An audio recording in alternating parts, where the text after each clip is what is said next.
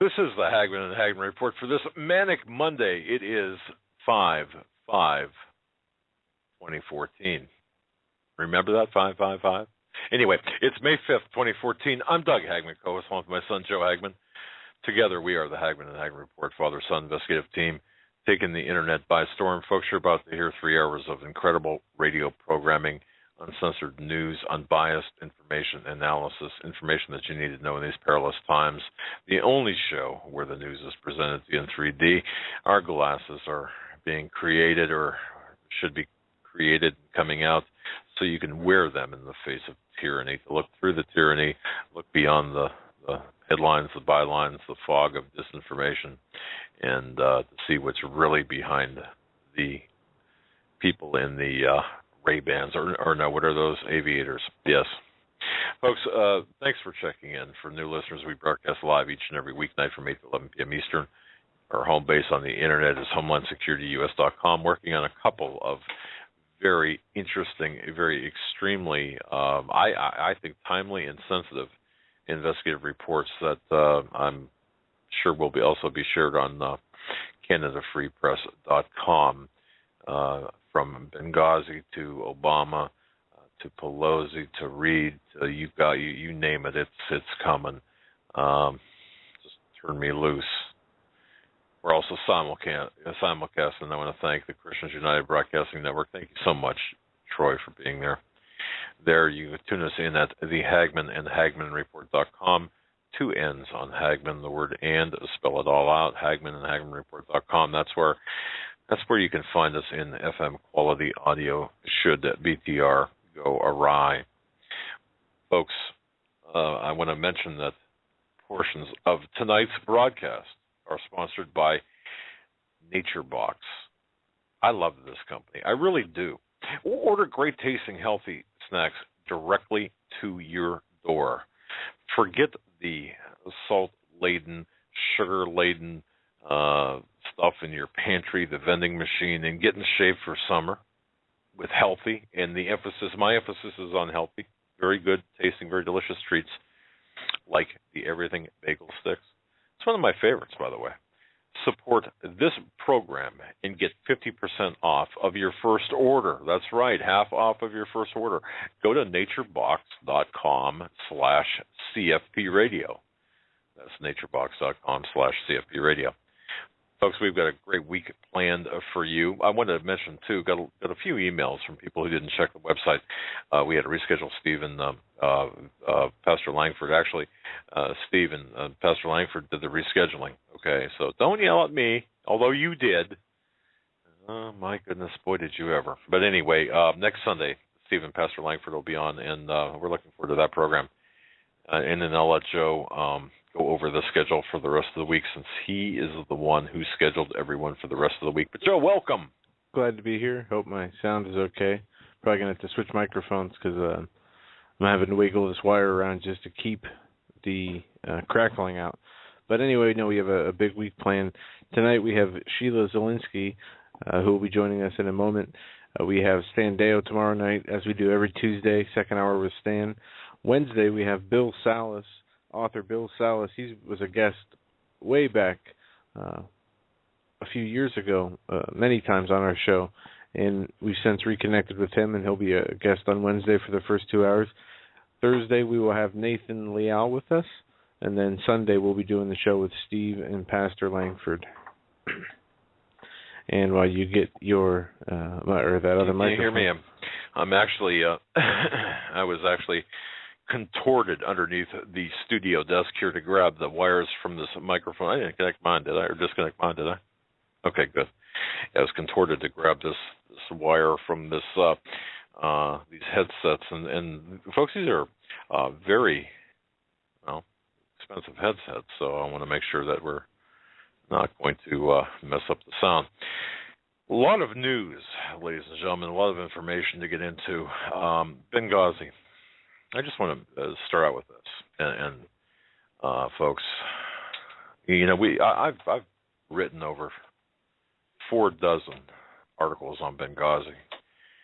Here's what I want to know: what do you get when you combine the criminality of Iran-Contra, the layered cover-ups of Watergate by the highest levels of our government, the role of the CIA in the failed Bay of Pigs coup attempt against Castro, and the presidential finger wagging to an American audience about the Clinton-Lewinsky affair. Well, you get a very tiny glimpse into the run-up, the attacks, and the continued cover-up of Benghazi.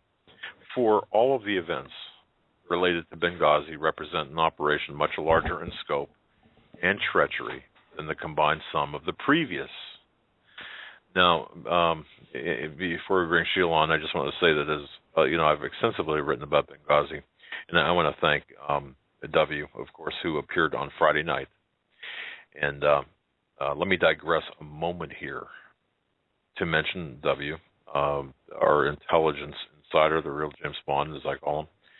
I got a lot of emails saying, wow, it was a great program. And then I got a couple of emails saying, well, I turned it off after the first hour because I didn't like the direction it was going. One email in particular, a female wrote to me, a woman wrote to me, and she said, I turned it off at 10:30, which is actually 2.5 hours into the program. And I said, you missed the best part.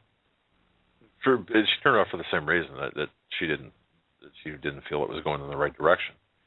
I said, well, you missed the last 30 minutes of it. Had you listened to the last 30 minutes of it, I think many of your questions would have been answered.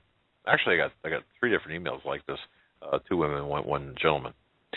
And the one who I wrote back to, I wrote back to 2, and the one responded back, and she said, let me apologize for not listening to the entire interview, because the last half hour really put things together for me. But anyway, W has been the source of much of the information about Benghazi and about the truth behind Benghazi.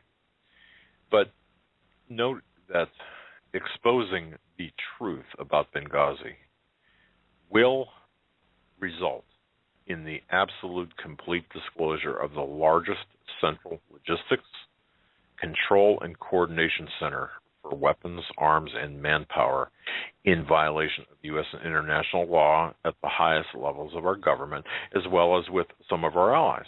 Now, it would be an admission that the criminal cabal of globalists holding key positions within our government, involving both sides of the political spectrum, had, and they still have, the blood of not just 4 Americans, including that of 1 U.S. ambassador, but over 250,000 men, women, and children on their hands. That is the current and best estimate of the death count in Syria, for it is Syria where the weapons and manpower were ultimately destined and continue to be. Folks, remember that. We do have a lot of Benghazi news that we're facing, or that's coming out.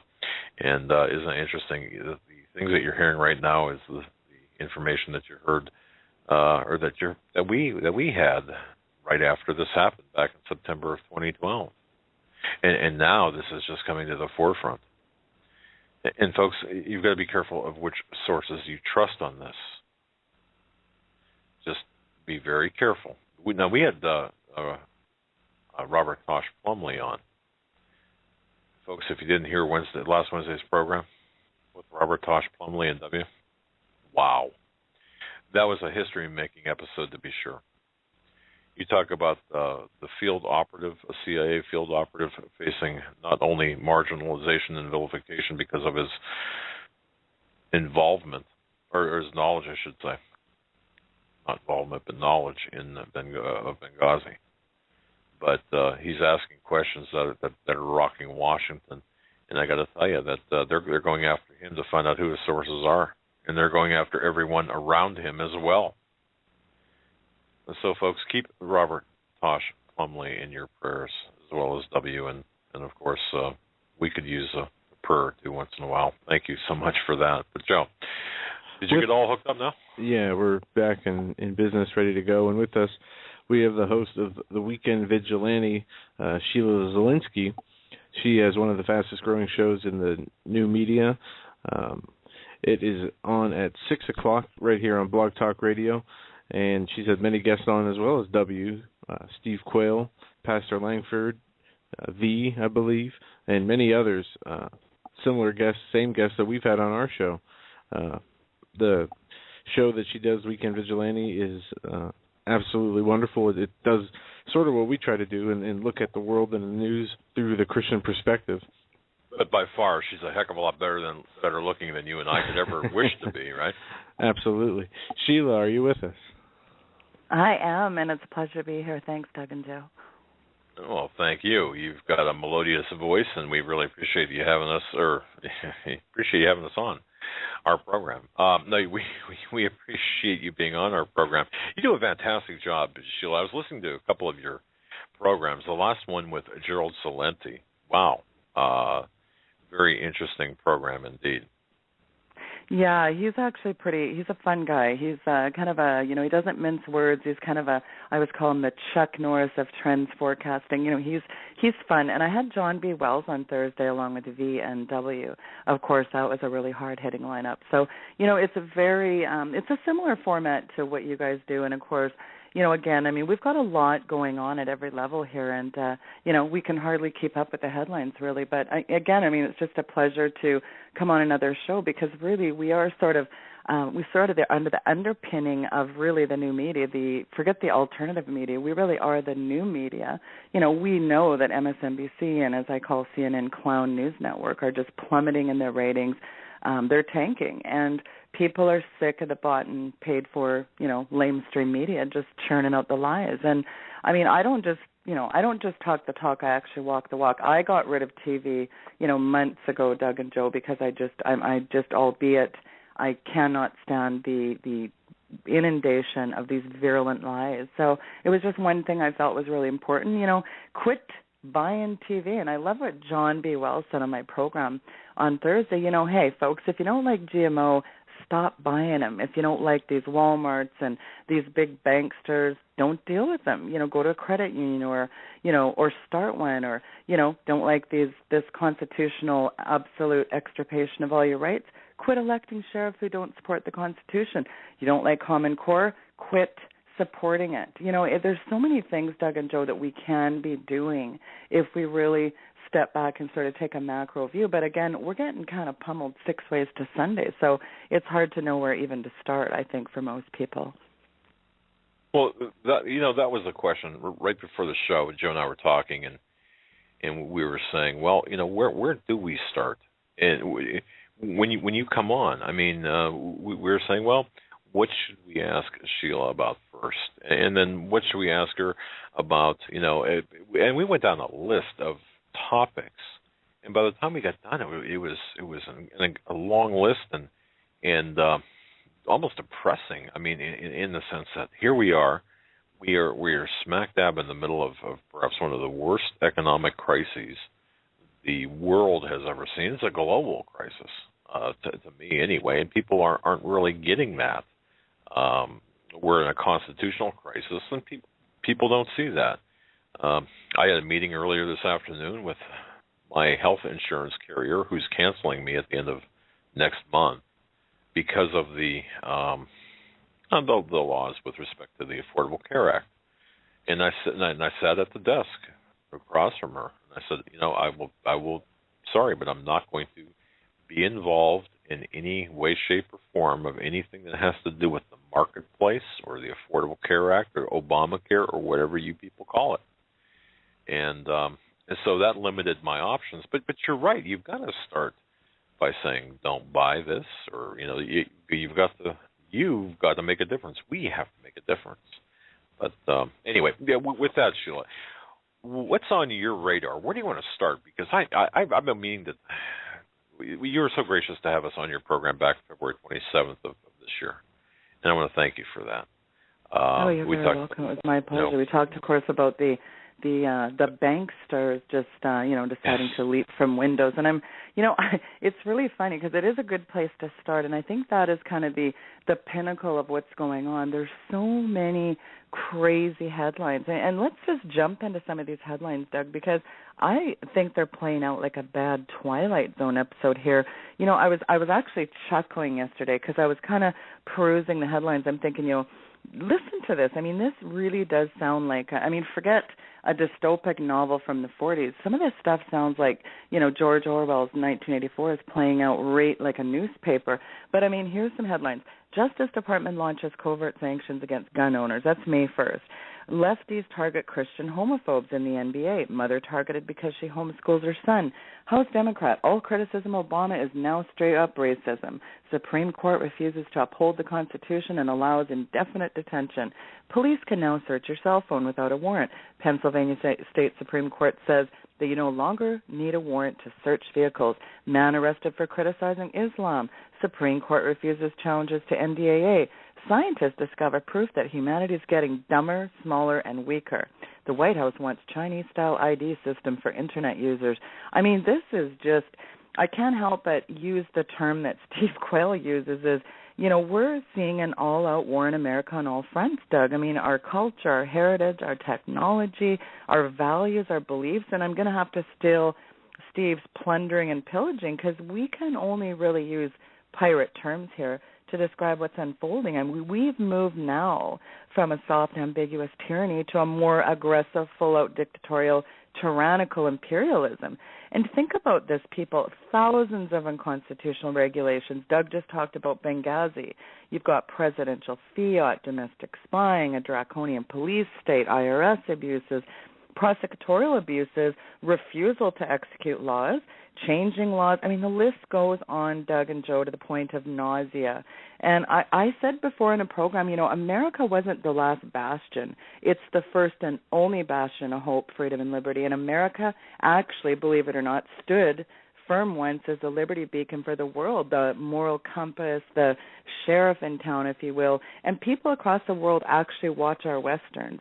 And the United States was envied by the world for a democratic constitutional republic, but not only that, it was like none in the world. It had a Christian nation with deep roots in biblical principles, yet somehow we've absolutely lost our ability to be that moral compass. And in addition, we've allowed ourselves to be taken over from the inside by this sociopathic, unscrupulous, out of control, rogue government gone, the sociopaths hell-bent on destroying this once great country. And so that is the start, because I was shocked yesterday when I read that a major Christian conference is now pushing mysticism. It is just full-out sci-fi, isn't it, really, here, folks? Yes, there is. And with all that you listed in the news and what you listed as problems with our society and our country, do you see any solution or any way we could even retain or even get back? Like I said to John Wells, I said, John, I don't know if it's our GMO food or fluoridation and chemicals in our water or the big farm or the chemtrails or all of it combined, but let's face it here, because we, aside from maybe a very tiny amount of people, have got a very dumbed down, sort of zombified public walking around in this complete dystopic trance, acquiescing to this thing, and their shoulder shrugging while Rome burns around us. And, it's not bad enough, the stuff I just talked about, but then we've got sort of coterminous to that, we've got this outright attack on the family, our kids, our marriages, our education, Common Core. Are you kidding me? We've got this vehemently, morally bankrupt society. Don't believe me? Look at a primetime TV lineup or go walk through a big box store of books. 50 Shades of Mind-Numbing Filth. It's like Sodom and Gomorrah on steroids. And I think as you step back and you take a macro view here, Joe and Doug, you think, well, what is it going to take, number one, to snap people out of their trance? Number two, what is it going to take our country back? I guess that's the more prevalent question that I would like to pose, because, it's not just the fact that now that Doug and Joe and Sheila and the Dave Hodges and the Ben Swans now, if they pass this newest legislation, we are now written off as these rogue dissidents, because now, of course, as you know, it's before Congress. Obama wants a kill switch. And it's not just a kill switch. It's the SOPAs and the CISPAs and all these sci-fi net neutrality bills that are going to shut us down. So it's like, we don't like weekendvigilante.com or homelandsecurityus.com. Let's just shut these guys down, or let's just make their pages really slow. There's so many things going on here, fellas. That's the thing. Where do you start? What are the solutions? And I think one of the solutions I think we have to remember first and foremost is, I don't know how many of your listeners, I'm not sure how many listeners are actually praying Spirit-filled Christians, but I do know that is where it starts. I really believe that we got to get back to the basics of prayer, because our nation's in a lot of trouble, and if we don't step up as a Christian nation, we're in massive trouble here, Joe and Doug. A couple of things, Sheila. I'll be damned if I'm going to be shut up by anybody, and especially by this rogue government. Now, if that means that I'll have to invest in a bullhorn or something similar, I'm going to do that, or perhaps something, on another venue, I'll do that. But the way I look at things right now, and Steve Quayle says it so well. There are no spiritual, no political solutions to spiritual problems, and we're inundated with spiritual problems here as a nation. You see it. I'm sure you see it, obviously. But by the way, folks, I want to mention this because I think this is pretty cool. Sheila's going to be appearing at the Whitestone Remnant Conference in Bozeman at the end of this month. We're going to be able to meet her in person. So those of you who are going, look forward to meeting Sheila there. She's a rock star, so that's going to be fun. But, I've been hailed recently. You'll find this funny. They used to call me Alex Jones in a dress, and now I guess I'm Steve Quayle in a skirt. And Steve said, well, that's a really frightening image. But, it's funny. I think I'm probably one of the only females that is out there, screaming from the rooftops. And it's really interesting because, as I look around, I say to people all the time, in fact, it was so interesting this morning. I'm talking to this friend of mine, and she's talking about her banking, and I said, why are you banking with this system? I mean, you hear my show. I'm calling her on it. I said, I hate to hurt your feelings here, but you are part of the problem. You're running off to Walmart. You're going to do your banking at Citibank. I said, you've got your latest iPhone gadget. Everybody is just absolutely, it's like they don't walk, they believe it. Like they believe in GMOs and chemtrails, and they believe in this and that, but they're still, plunking away through the television channels, and they're still doing their sort of dystopic trance thing. And that's where I think fundamentally we have to have a huge, and I hate to call this, but I will anyway, a quantum shift here in people's behaviors. Because like I said, if you don't like the GMO, quit buying them. You don't like, what Walmart stands for, quit going there. Well, it's cheap. You know what? I don't want to hear any excuses from people, because until we get with the program, we're still going to continue to absolutely spiral out of control. And take a little chew on it, folks. And how does it tasting?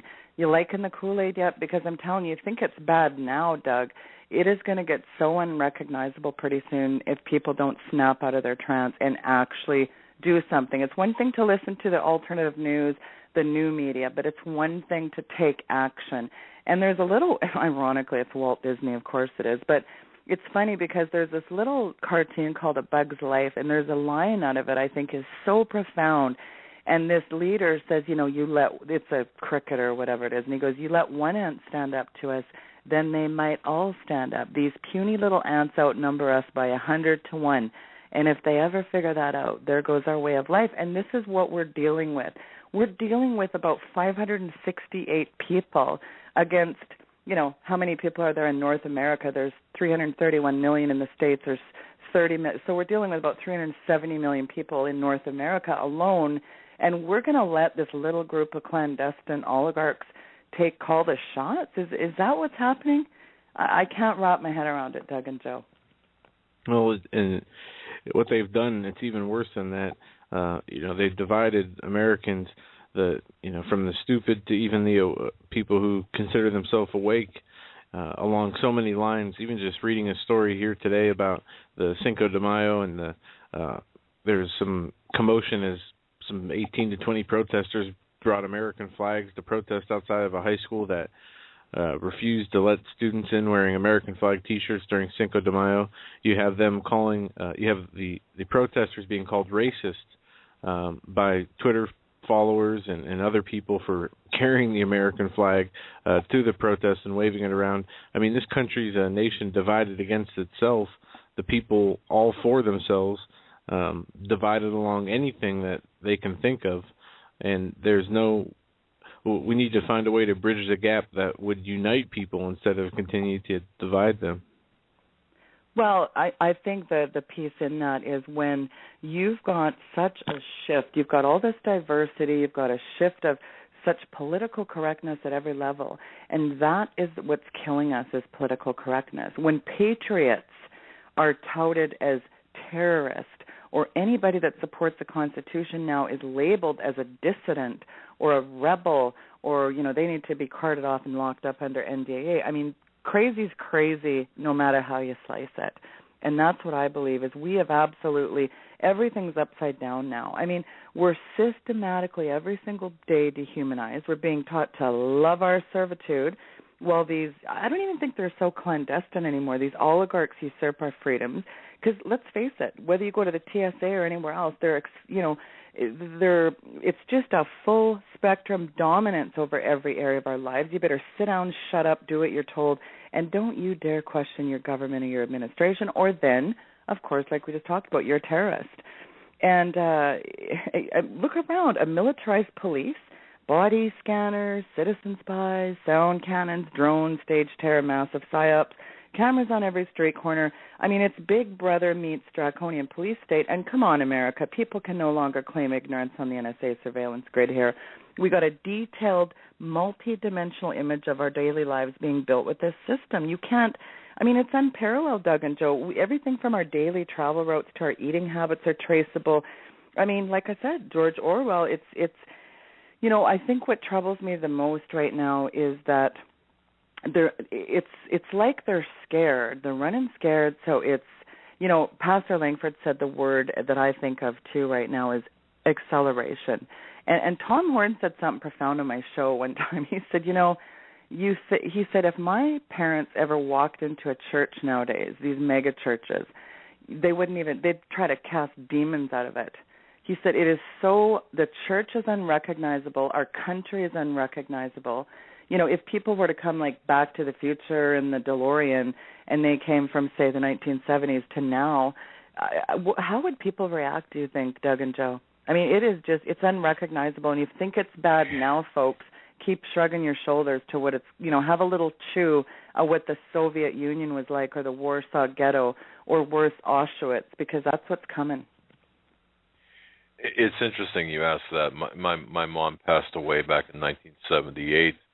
And I often wonder, and she was active in her church, and she was a Roman Catholic, a very staunch Roman Catholic, and friends with the Sisters of Mercy, and she would have them over at the house, and there was this level of respect. That's not to say anything about Catholicism or anything, but the question you just asked, I often wonder if she were to be standing here today, or to go into a church today, or to be looking around today, I wonder what she would think,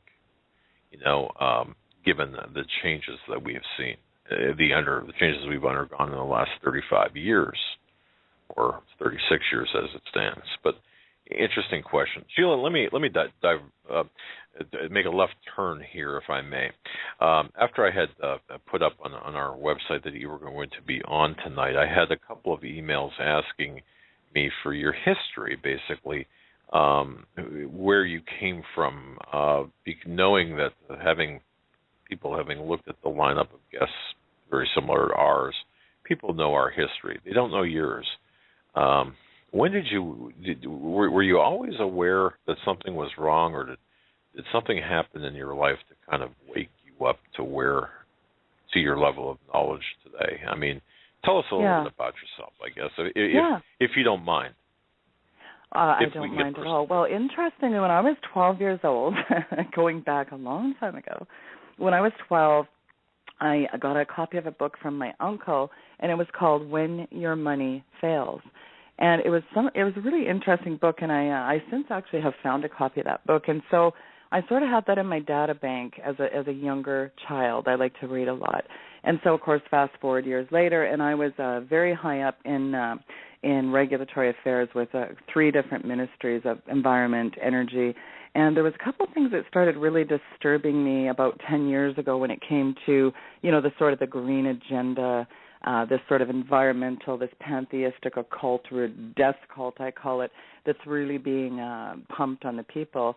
And I thought, it's really interesting these people are pushing this sustainability, and I really, really had a sense of Agenda 21 coming fast and furious. And then springboarding from that, I actually was asked to go to the Kyoto Protocol Accord, and that is where I met the wonderful Dr. Tim Ball, who had just written a book called The Slaying the Sky Dragon, and he was exposing Al Gore for the huckster that he did in that movie. And then, of course, a few years later, my mother was given a vaccination, and 24 hours later, she was laying on the ground, couldn't move her body from the neck down. And I also, so aside from the whole environmental piece, I started really looking into vaccinations. My mom still actually lives in an institution for 24-hour care. That happened when she was 58 years old, just a couple years ago, and I was pretty stunned at the immense cover-up the doctors and the big pharma companies did with this Tamiflu vaccination. The fact that there's so many things you're not, being told on the 6 o'clock news. So I started a PhD 3 years ago. I wrote one book called Red Flag. I co-authored another book with Dr. Tim Ball called Cool It, Al Gore. And there's a couple of projects I'm working on now, and that's sort of a little overview. And, of course, it was really interesting how I got into radio. I was actually asked by Special Forces to co-host a show 2.5 years ago, which sort of, I was dumped at the last minute off it because he couldn't do it, and I sort of had to take over the show. It's just, here's the mic, go for it. Never done a show. And I just sort of springboarded from there. So, yeah, that's a little bit of a cold note snapshot of how I got into this. Wow. Okay.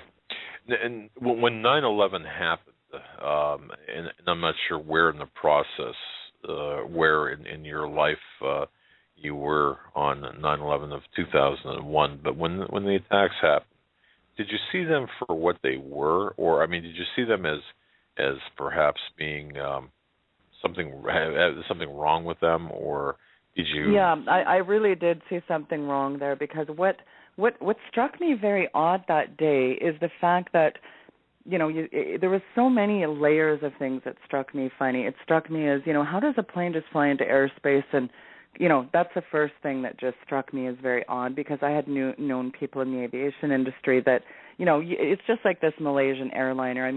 I've talked to lots of Boeing engineers, and they say, a plane just doesn't disappear. In fact, no plane flies into any uncharted airspace. So there was a lot of things going on for me. Also the fact that, they had talked years ago about a one world monetary tower. I thought that was a real pinnacle, a beacon, if you will, some kind of symbolic representation of the money system, the one world tower, as it's called. And all these things sort of were churning around in my head at the time, and I knew there was something very, very disturbing, because here's the thing with Christians.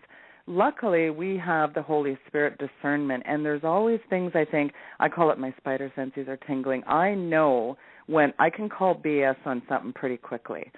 And so, there was something that just didn't resonate intrinsically in my guts about all that. It's the same thing that didn't, President Kennedy was around, but I wasn't born till the 70s, but I know that there was something, as I read a lot of that when I was younger, in my teens, I knew there was something very wrong about the whole JFK assassination.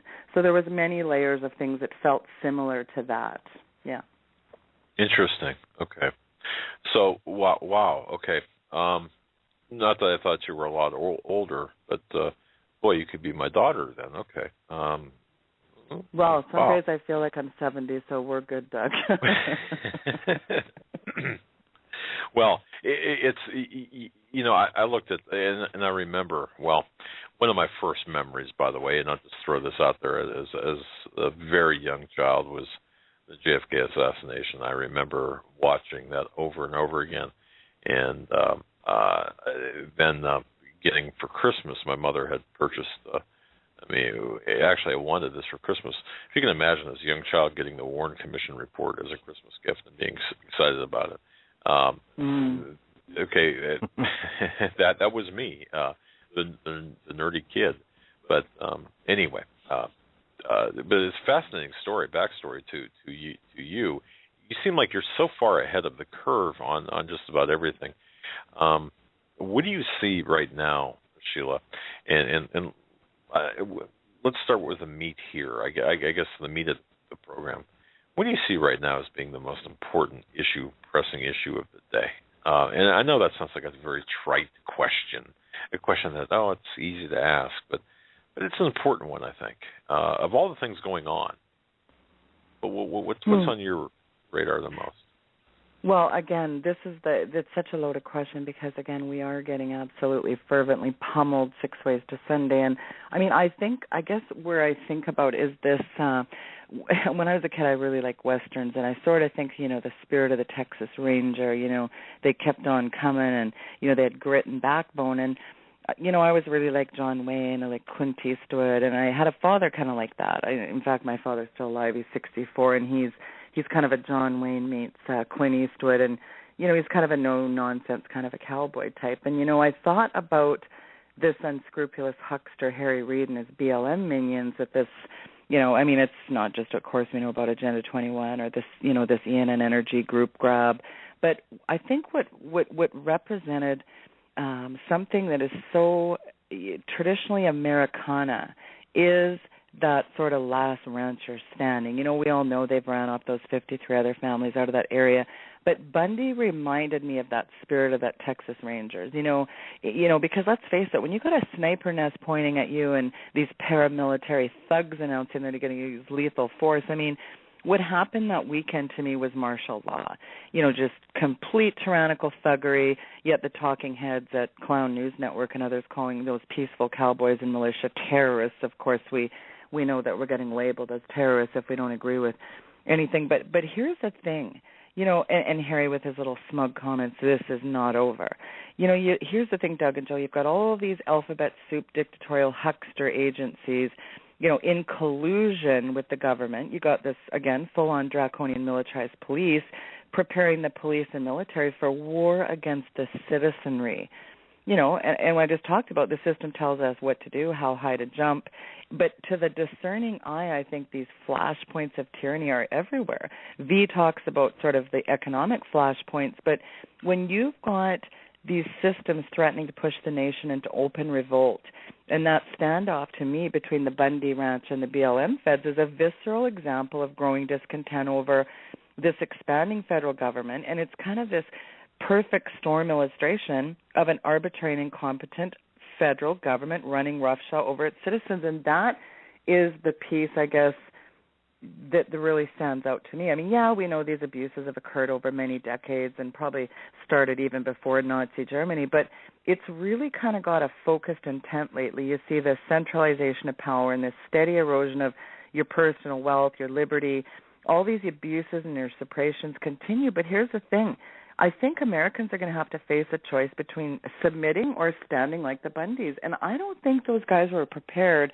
They're all about shoving women's face in the ground and tasering people and, kicking dogs around and just being thugs. But I think this is just the beginning of these type of flashpoints because I think they're beta testing. I think the globalists want a war against the citizens. And, so that's what I see. There's this real beta testing going on a lot of levels.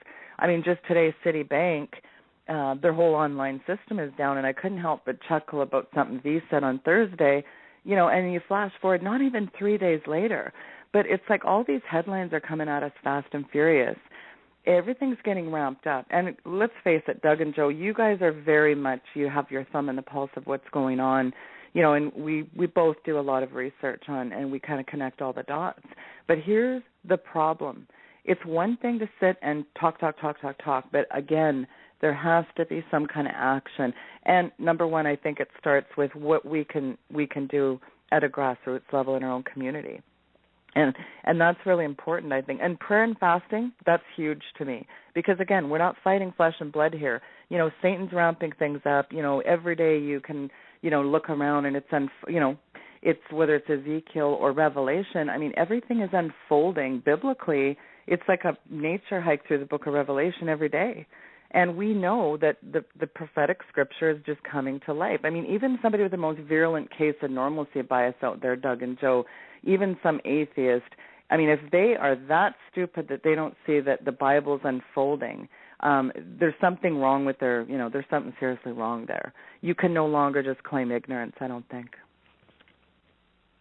No, you're absolutely right. And there is a lack of individual critical thinking. There's just no motivation when it comes to people finding things out for themselves. It seems that they'd rather listen to 10 other men or women's opinions about a certain issue or scripture or interpretation of a scripture rather than read the Bible and pray for the revelation on for themselves. And that's a huge issue, and that's why I think the churches are where they are today, being so far gone.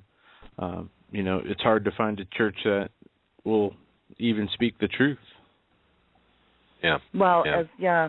You're right. And as I think about 2 Timothy 3:2 and 5, if you look at that scripture, that's exactly what we're seeing on every level. Men, it says, shall become lovers of their own selves, covetous, boasters, proud, blasphemers, disobedient to parents, unthankful, unholy, no natural affection, truce breakers, false accusers, incontinent, fierce, despisers of those who are good, traitors, heady, high-minded, lovers of pleasure, having no form of godliness but denying the power thereof. I mean, and that's really what we're seeing because, again, you got the Rick Warrens off doing their Chrislam thing, and you got Kenneth Copeland over here going for a one-world religion.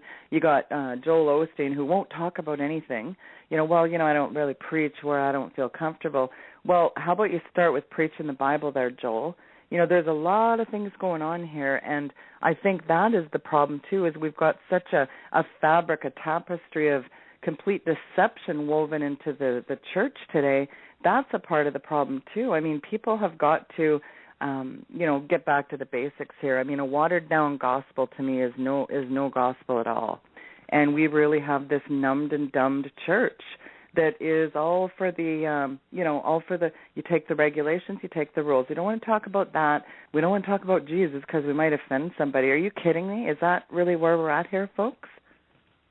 Isn't that something? And when we do talk about the scripture, it amazes me, Sheila. And I don't know if I'm sure you've run into this on your program, but there are many people. It seems to me that now. Please feel free to correct me if you think if I'm looking at this improperly. I would welcome any correction. Does it seem to you, as it does to me, that people are very fragile in their faith today? Or is that a misperception that I have? No, I don't think that's a misperception at all. In fact, I think you're right dead on the money. And here's the funny thing, fragile is a really interesting word because I think this is, as you were talking, it reminded me of Elijah in the showdown of the prophets of Baal when he said, how long will you falter between two opinions? Because you have to remember at the time Ahab and his wonderful wife there, that's just a joke, I threw that in, was really promoting Baal worship. And so, here you've got this prophet saying, listen, you can't have one foot in the world and one foot in the things of God. So there is kind of a fragility, but there's also, look what's going on. There's so much mysticism and, this Gaia 11 occultic death worship camp of Al Gore and his minions are pushing this very pantheistic pagan, let's worship trees, rocks, sustainability. It's just absolutely mind-numbing that all these churches are, we've got the Trilateral Commission big symbol outside the church and the recycling bin, and we better recycle, we better bow down to Mother Gaia. But it's not just environmentalism has urged itself in and infused its tentacles into the church now. It's also that, think about it. I get hammered so hard daily. Some of my YouTube videos, the comments are, you are a tinfoil hat nut job lady. You're way out there. I get hammered really hard, and I think, I'm the tinfoil nut job or the kook. It's not me saying this stuff like Prince Philip. I'd like to come back as a killer virus to, depopulate the earth because humans are a virus. Humans are the very blight of the earth. They're a cancer. We could go on and on. I could make up just a book of quotes from these guys. and you got Ted Turner and Bill Gates out there. Well, we got too many people using too much stuff. Everybody's just buying everything hook, line, and sinker, and that's the part of this that everything is woven right into the church. And now you've got new agey tentacles in the church as well. And you got Oprah. Oprah's a very dangerous woman out there telling people, listen, there's lots of ways to God. And so when you have this fusion of new aginess creeping and rearing its head up into the church, that's not okay. And that's, again, Daniel talked about it, Elijah talked about it, all the big power prophets talked about this. You do not serve two masters, and that's the problem. So fragility, that fragile state, yes, I agree with that, Doug. It just seems to me that when we start talking about, on Friday we had our mutual friend W on, and we were talking about a very specific topic about DNA, the blood, and about what the Satanists believe. And I'll use the word Satanist to cover an array of people, an array of thoughts, the people who believe that they control things.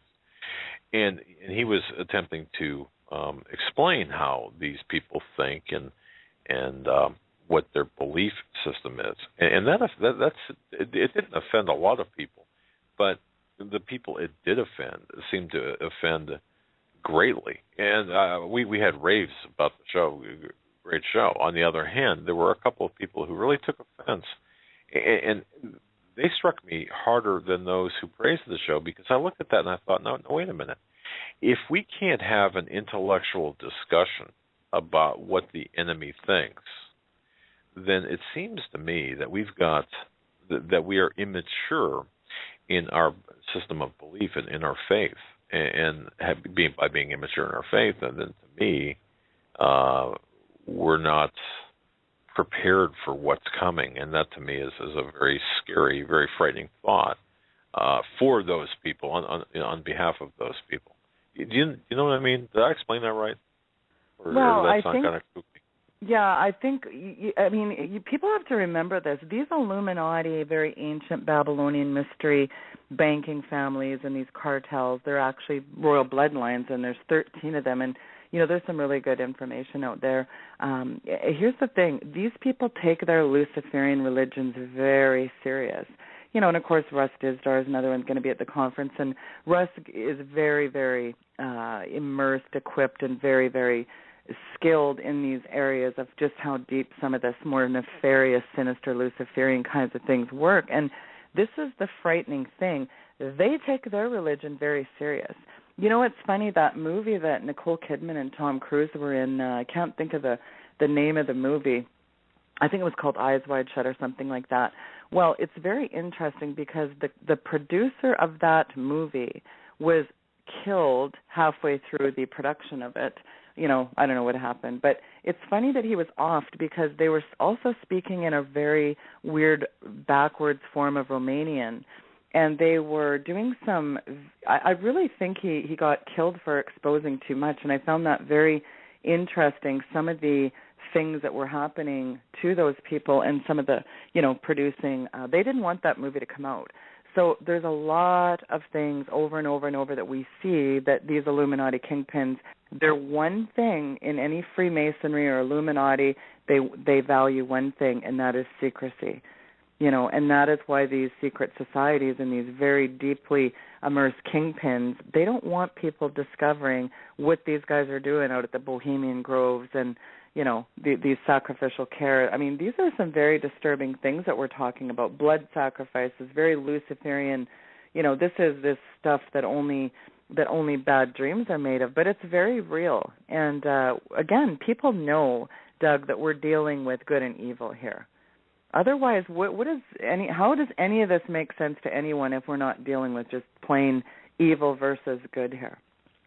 You're exactly right, and sadly, 95% of the people out there, from what I see at least, don't even recognize that there is evil out there or good or either one. They just chalk it up to, human behavior, and we see how society's been manipulated and we often say on this show how little shiny trinkets in sports will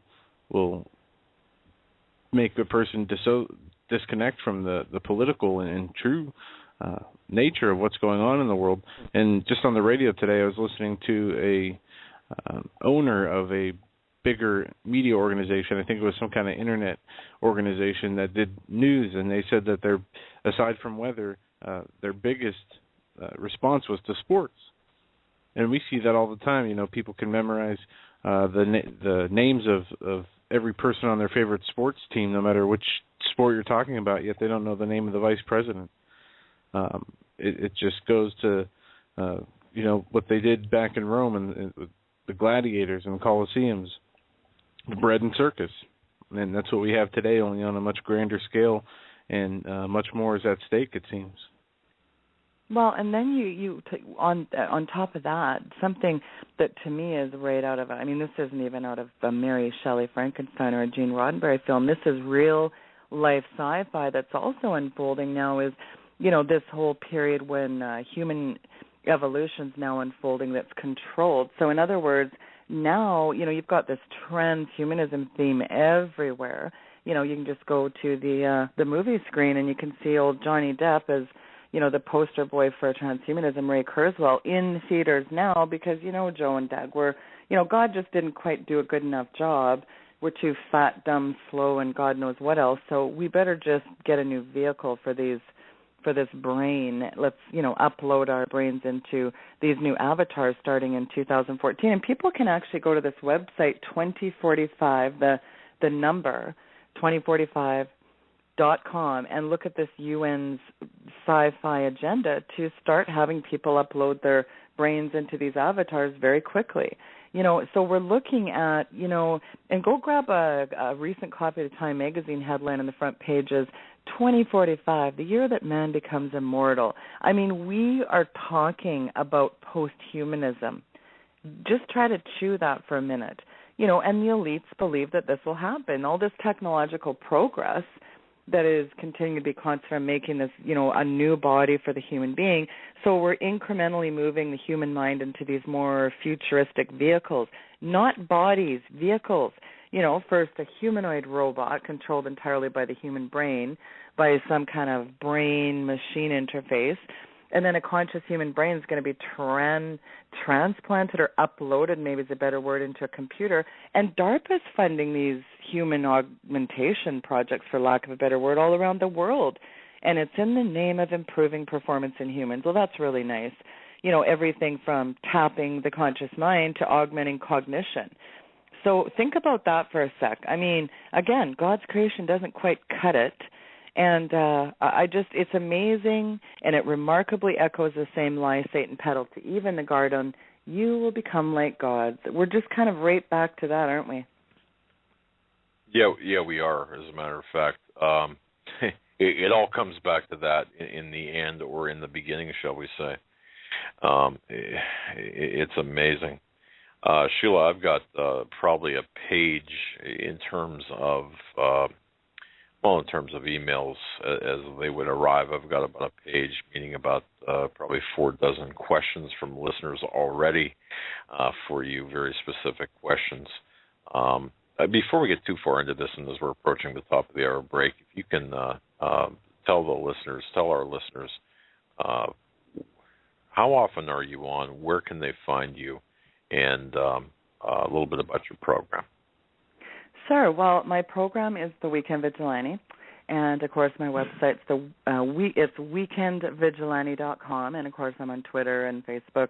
I do a 3-hour program once a week is what my format has been, but I'm currently, as of this week, a free agent, so looking for a new home, and we'll see how that goes. I'm kind of, I think, step back. I'm going to do an interview with Chris Putnam this week, and then I think I'm going to take a little bit of a break until the conference, and then regroup and come out both arms swinging in probably June. Yeah, so that answers that. That's interesting. I know you and I spoke off air last week. I had something just told me to give you a call, and it was an interesting day, an interesting prompting I had to call you. Not not having talked with you since February, I think it was, when we were on your program, and something just said, talk to Sheila. And, it's, to me, I've been getting a lot of requests to have, to somehow get the people such as yourself and ourselves, the what others would call the truth tellers, without the money behind them, without the big backing behind them. And goodness knows, we don't have, we're not I mean, we're certainly not, we don't have money behind us to do what we do. But I've gotten a lot of requests and people saying, team up, and you folks, including you, would be a formidable force in getting the truth out there in some way, shape, or form. But somehow find an outlet to team up and to share in the. I mean, it would just be a fantastic. I don't know. It just seems to me it would be fantastic. What do you think about that? I mean, if there's some way we could do that. Well, here, I absolutely think something like that is very, that's very interesting. And, of course, I support that 100%. And, again, you have to remember, it's really funny. Recently, I lost one of my sponsors, and he phoned me up one day, and he said, listen, love your show. You're very intelligent. You're really good at putting on, you got a great audience. You got the numbers. But, can you lighten up on the God talk and the Jesus stuff a little bit? So I flat out just said, no, not an option, and I'll talk about what I want, and I'm not going to have, I'm going to have the autonomy to do what I want. I'm not going to play an ad every 5 seconds. And, so there was some definite things that I wanted to do, and I wasn't going to let anybody infringe upon how I organize a format of my show. And so that has actually really cost me. Now, it's interesting when you look at the MSNBCs and you look at even Glenn Beck, is a good example of another, he might not be considered mainstream, but he's certainly got the dollars that have, backed him. And there's a lot of different people out there that are in it for the money. And, of course, I think everybody knows, they can just sense that this isn't about the money. This is, in fact, there hasn't been any money in this venture for me personally. But here's the thing it is about. It really is about being a truth teller, and you just said the word. It's giving your audience a really good, solid show and looking at what you're not being told in the 6 o'clock news. And I think, again, whether it's, cognitive dissonance or just this virulent, complete trance, I don't know what it is, but I think the nice thing about it is, Doug, that people are starting to wake up. And that is something I've been waiting, I've been waiting 5 years for people to start snapping out of their trance. And that is very exciting because people all over the world are waking up. And again, it's not about the money, but, teaming up to be a force that, I think it would be a very, like you just said, a formidable foe, merging forces, combining forces, and doing a powerhouse show. I see that in the future as, competing with somebody like a CNN. We're not necessarily backed with that kind of money, but who says we can't be at some point too? God, we serve a big God, so I'm not too worried about it. Amen to that. And Sheila, we're up against the top of the hour break. We're going to take that break now. And if you don't mind, when we come back, we could throw a couple listener phone call questions in there. Yeah, you seem to have, I got to tell you, Sheila, you seem to have a lot of people who either want to talk with you or ask you directly. 14, we're joined by our guest, Sheila Zielinski. Her website is weekendvigilante.com, and her show, The Weekend Vigilante, on Blog Talk Radio. She's got an interview coming up with Chris Putnam on Thursday. Then she said she'll be taking a short break. She'll be joining us at the Whitestone Remnant Conference in Montana, which will be fantastic. It'll be nice to meet her. And Sheila, you have a co-host now. Dr. Tim Ball. Yeah, Dr. Tim Ball. How is it working with Dr. Tim Ball and having him as a co-host? Yeah, Dr. Ball does co-host with me. I'm fairly independent, but occasionally I will bring him on because, of course, one of my passions has really been, and, of course, he wrote this amazing book, if you Google it in Amazon. In fact, if you go to my website and click on the bio, you can see my bio, and then Tim, occasionally, again, he does come on and co-host, and he was really instrumental in bringing down Al Gore with this group of 30,000 scientists that actually sued him over this sci-fi. And, oh, by the way, he's churning out another Bigger, Better Lies and another Inconvenient Truth Part 2 now. So that'll be wonderful there with this unscrupulous charlatan huckster that's still peddling the global. It's not global warming anymore. It's climate crises now. It was climate change, and it was something else, and then it was global warming, and now it's the climate crisis. So, all the sea levels are rising, going to flood us out next Tuesday, and, all the polar bears are drowning. And, I mean, it was such an unscrupulous thing they were doing. So really, because of what I had studied environmentally, I really teamed up with Tim, and occasionally he does come on and co-host when we bring on, somebody like a Michael Kaufman, a Brian Sussman, a Chris Horner who wrote Red Hot Lies, a lot of these weather people, a lot of the, the real scientists, because Tim has actually 2 PhDs, and one is atmospheric climatology, and he's brilliant, got a great book out if you click on his name on the website. It's Climate Corruption, and really how they've politicized biofuels as a they've taken this whole the cap and trade, the whole carbon agenda, and they've really said basically that Joe and Doug, save the planet, kill yourself, because really that's what it's really about. It's really a very sinister eugenics plan here is what the bigger piece of all this is. And, like Bill says, Bill and Ted, we've got too many people using too much stuff, so we have to depopulate. And that's really, that's where Tim comes in, because he was really involved with this group that sued these guys. So, ClimateGate was a big scandalous thing. And love Tim, he's great. And he's like one of those, 75-year-old men that are the smartest men on the planet, one of those guys. So it's really, it's big shoes to co-host with someone like that. Understood. Now, Carrie out of Montana, I had to get my glasses on. Carrie out of Montana asks, wants to know if you write any columns on a regular basis. She adds that you are so well-spoken and knowledgeable that she wants to know if you write any columns anywhere that are published on a regular basis. Well, it's funny this girl asked this, because actually I have an article that's been picked up on both Alex Jones and Drudge, but it's actually under somebody else's name, which I find interesting. So somebody kind of has been churning out some of the stuff that I've been writing. Occasionally I do write a blog or two, and of course, I submit some things to the Liberty Beacon. Again, Doug, Canada Free Press. I've submitted different things around. So do I kind of have an everyday blog? Not so much, but I think I've got a lot of requests to do that. So I think that's something that I need to start doing. Okay, good. And David from Flint, Michigan wants to know let me be careful in paraphrasing this, because what he wants to know if you're either intimidated by the powers or perhaps just not getting enough support to continue your radio program, and if that's the case, perhaps there could be some way to help you. How can you best be helped? David from Flint, Michigan wants to know, because we all have to stick together in this, and you had mentioned something last week. I guess we're on the same time slot, or when you come on once a week, our time slots are overlapping.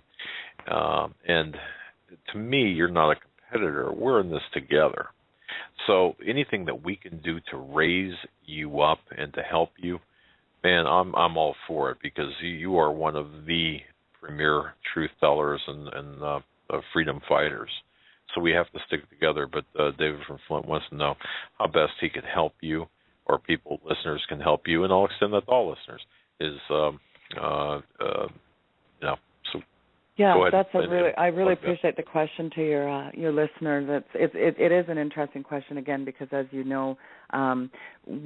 sponsors take one look at our venues, and it's not politically correct to be really focusing on what we really are focused on. Let's face it, is really promoting salvation through Christ. I mean, that really is the pinnacle and the current of my message, certainly underpinning of what I really talk about, because it's one thing to talk about the New World Order and talk about this clandestine oligarch and, this Marxist megalomaniac minion and who's doing exactly what he's told. I mean, because Hitler promised hope and change, and we know Hitler's Germany had to join the SS and the Nazi Party, and he wanted everybody to join his new order, as he called it. And so it's the same slogans, the same, Solowinsky playbook, the same bowels of Marxism. It's all the same thing playing out here. It's just kind of being repackaged in a different way. So it's a good question. We don't exactly, let's face it, we're not going to get the big Walmart sponsors and the big kahunas there, so because of the venue that we do. So it's challenging. And I mean, if people are blessed by my programming, we all know that it's to be a cheerful giver, and I certainly am a big fan of tithing and offering and being a cheerful giver. And they can go to weekendvigilante.com and they can click on the donate button if they're interested in financial support. I love your audience. I love my own audience. It really is about them, and I always want to bring them a very cutting-edge, high-profile guests, the Gerald Salentes, the John B. Wells, the Steve Quayle. I've had Pastor Langford on lots, Tom Horn, V, all these guys. I mean, the same kind of people. Dr. Jim Garrow was on again last week. There's so many amazing people that we've brought on because we do want people to know the truth. And for what it's worth, if people feel blessed by the show, they can financially support. They can also email anything, whether it's content or something they want to talk about. We absolutely cater to our audience, and we love them. And it's really all about you guys. But my real heart is in healing and deliverance ministry. And I always say to everyone, if anybody ever wants prayer, that's hopefully where I'm see myself expanding a little bit. Into healing and prayer and a big, powerful deliverance ministry, and that's really where I see myself going in the future. And but radio is that's my passion too. It's to get that truth out there to people, because I've been kicked out of 4 churches, and I'm I seek God's face in everything I do. I'm a firm believer in prayer, fasting, and being obedient is the big one to me. The big O is the most important thing, and I really believe if we're because the Bible says, seek ye first the kingdom and his righteousness, and all these other things will be added unto you. So that's his right way of doing things. If we are walking in the Holy Spirit and if we are seeking him, all this other stuff really doesn't matter. Yes, it's awful. Yes, it's horrible. But prayer is powerful. And I really have felt compelled to start a big, powerful prayer warrior team. And so I've been working on that the last few months. And if people want to get involved in that, they can too. And that's exciting. I think it's exciting that, our lifetime is coming to an end. We're coming into the end times.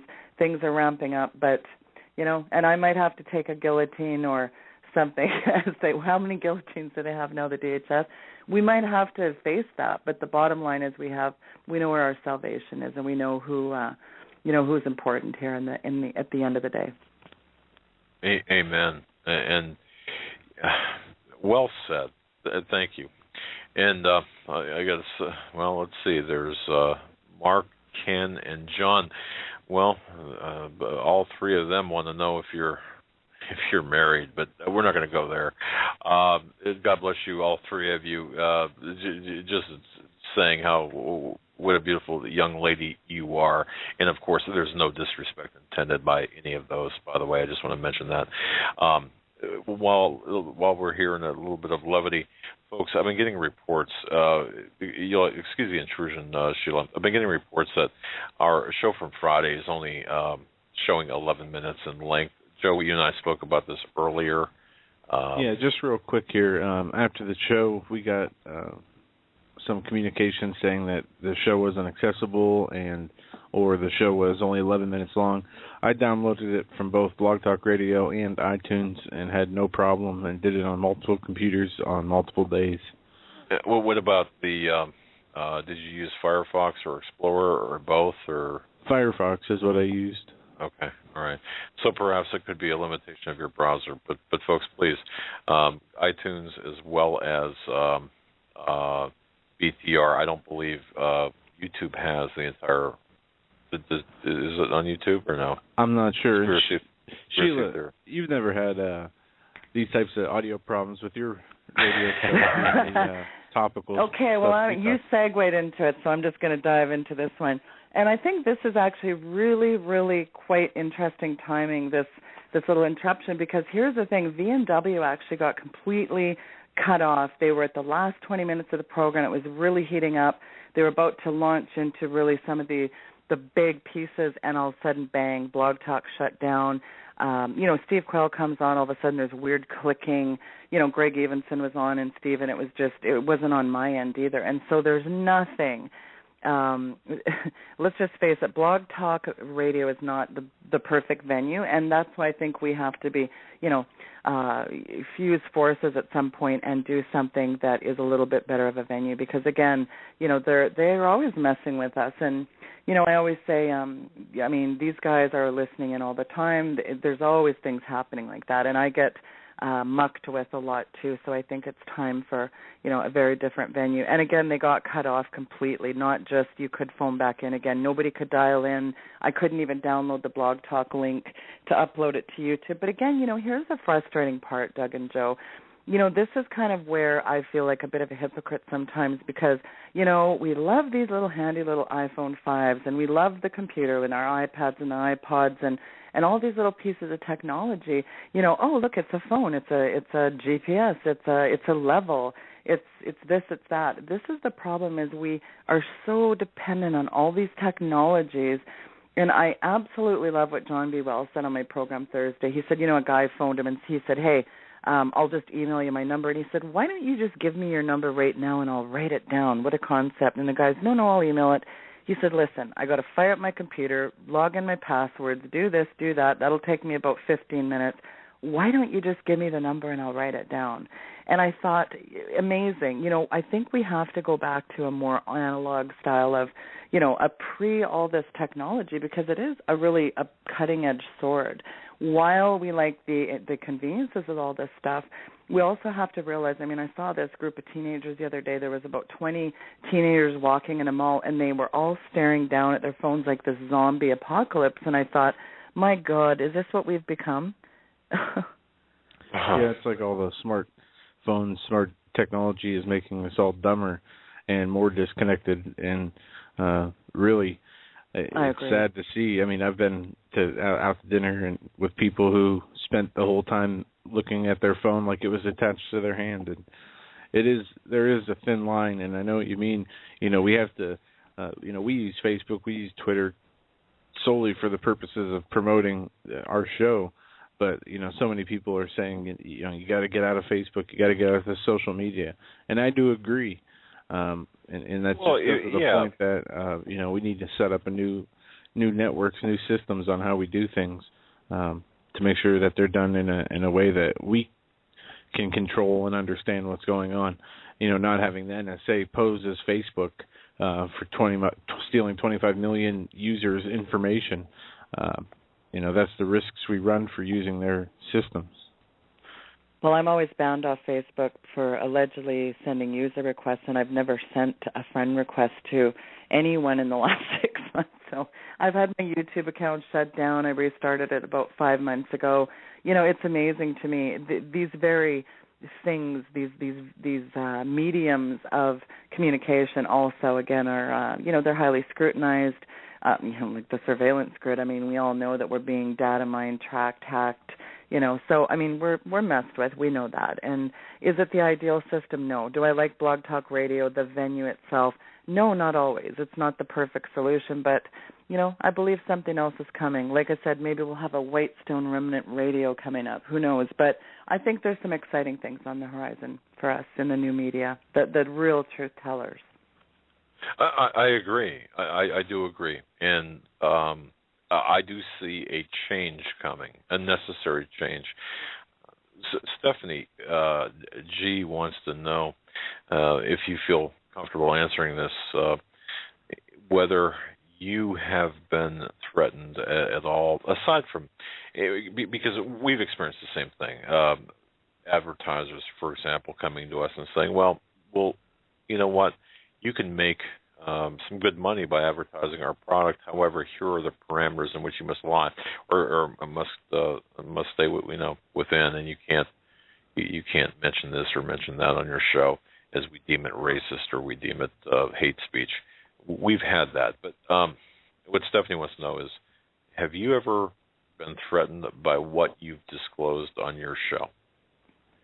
Yeah, a few times. I've actually, it was interesting at the border. I was coming back into Canada through the United States at the border, and they scanned my passport 2 years ago, and they literally detained me at the passport office.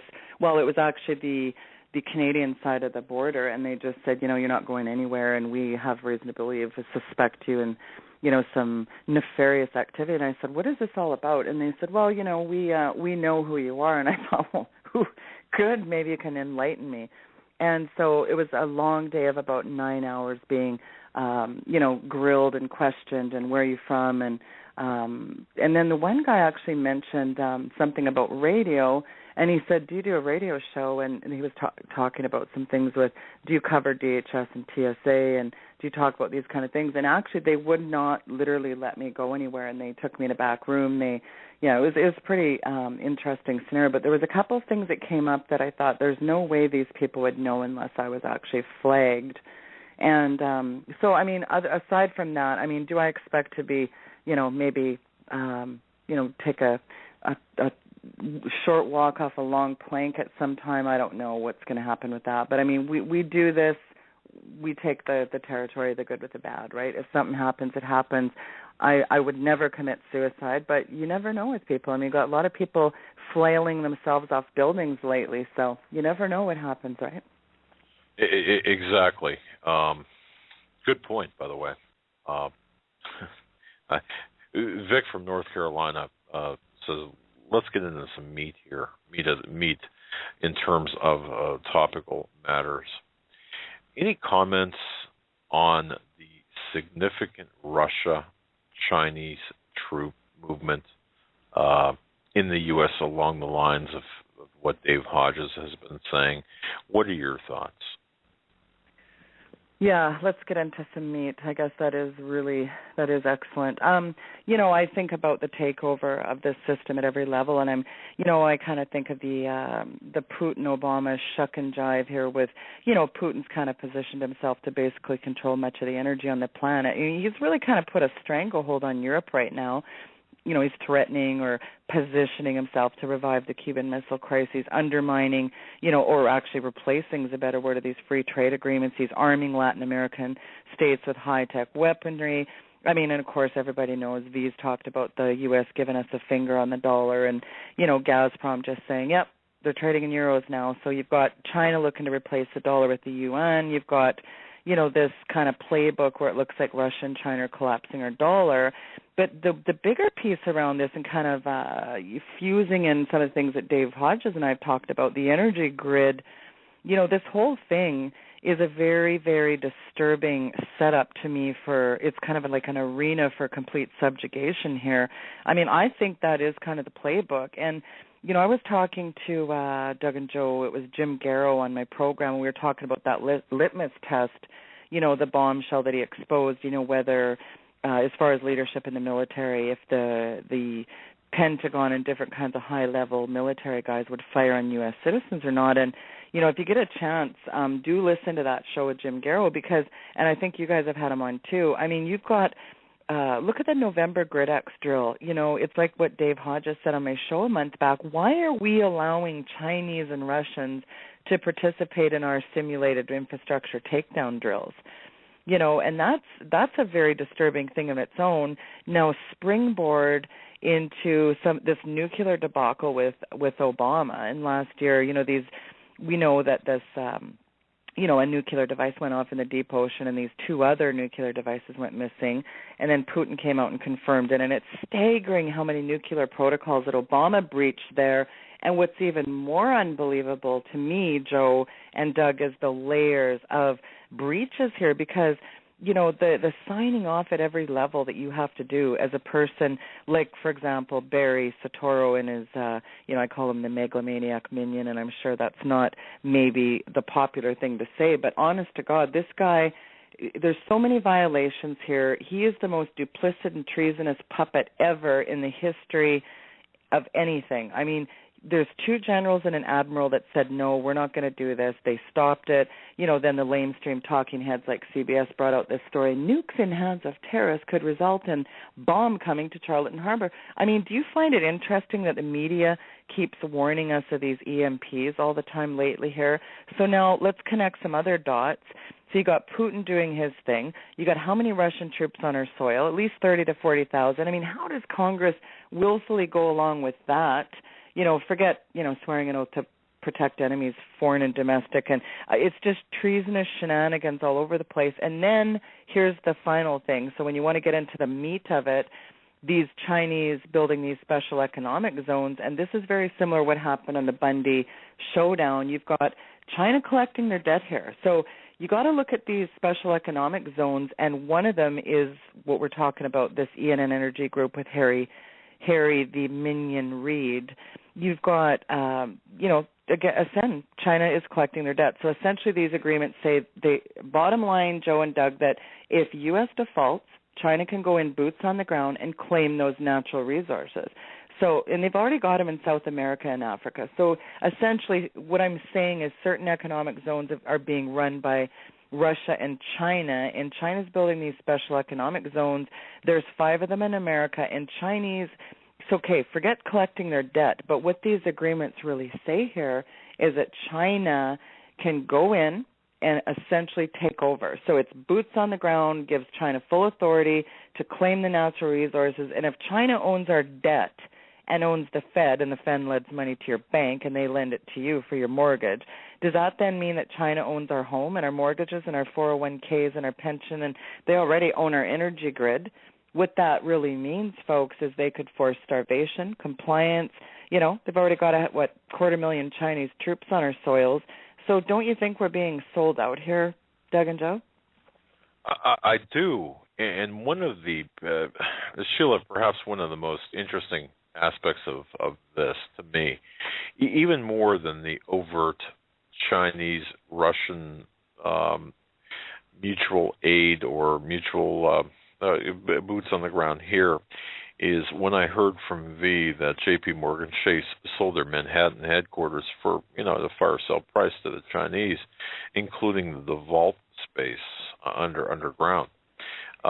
It seems to me like this, if you take that scenario, which happened last year, and then look at what is taking place out at Bunkerville with respect to Harry Reid and the Chinese, it's almost as if we're witnessing this, what would you call it? I'd call it a clever scheme to sell off below market value valuable land, mineral, and water rights to communist China so that they can control everything in America. And just think back to, just as we see foreign countries owning our toll roads and our ports throughout the USA, Doug, they've turned our energy grid to foreign countries.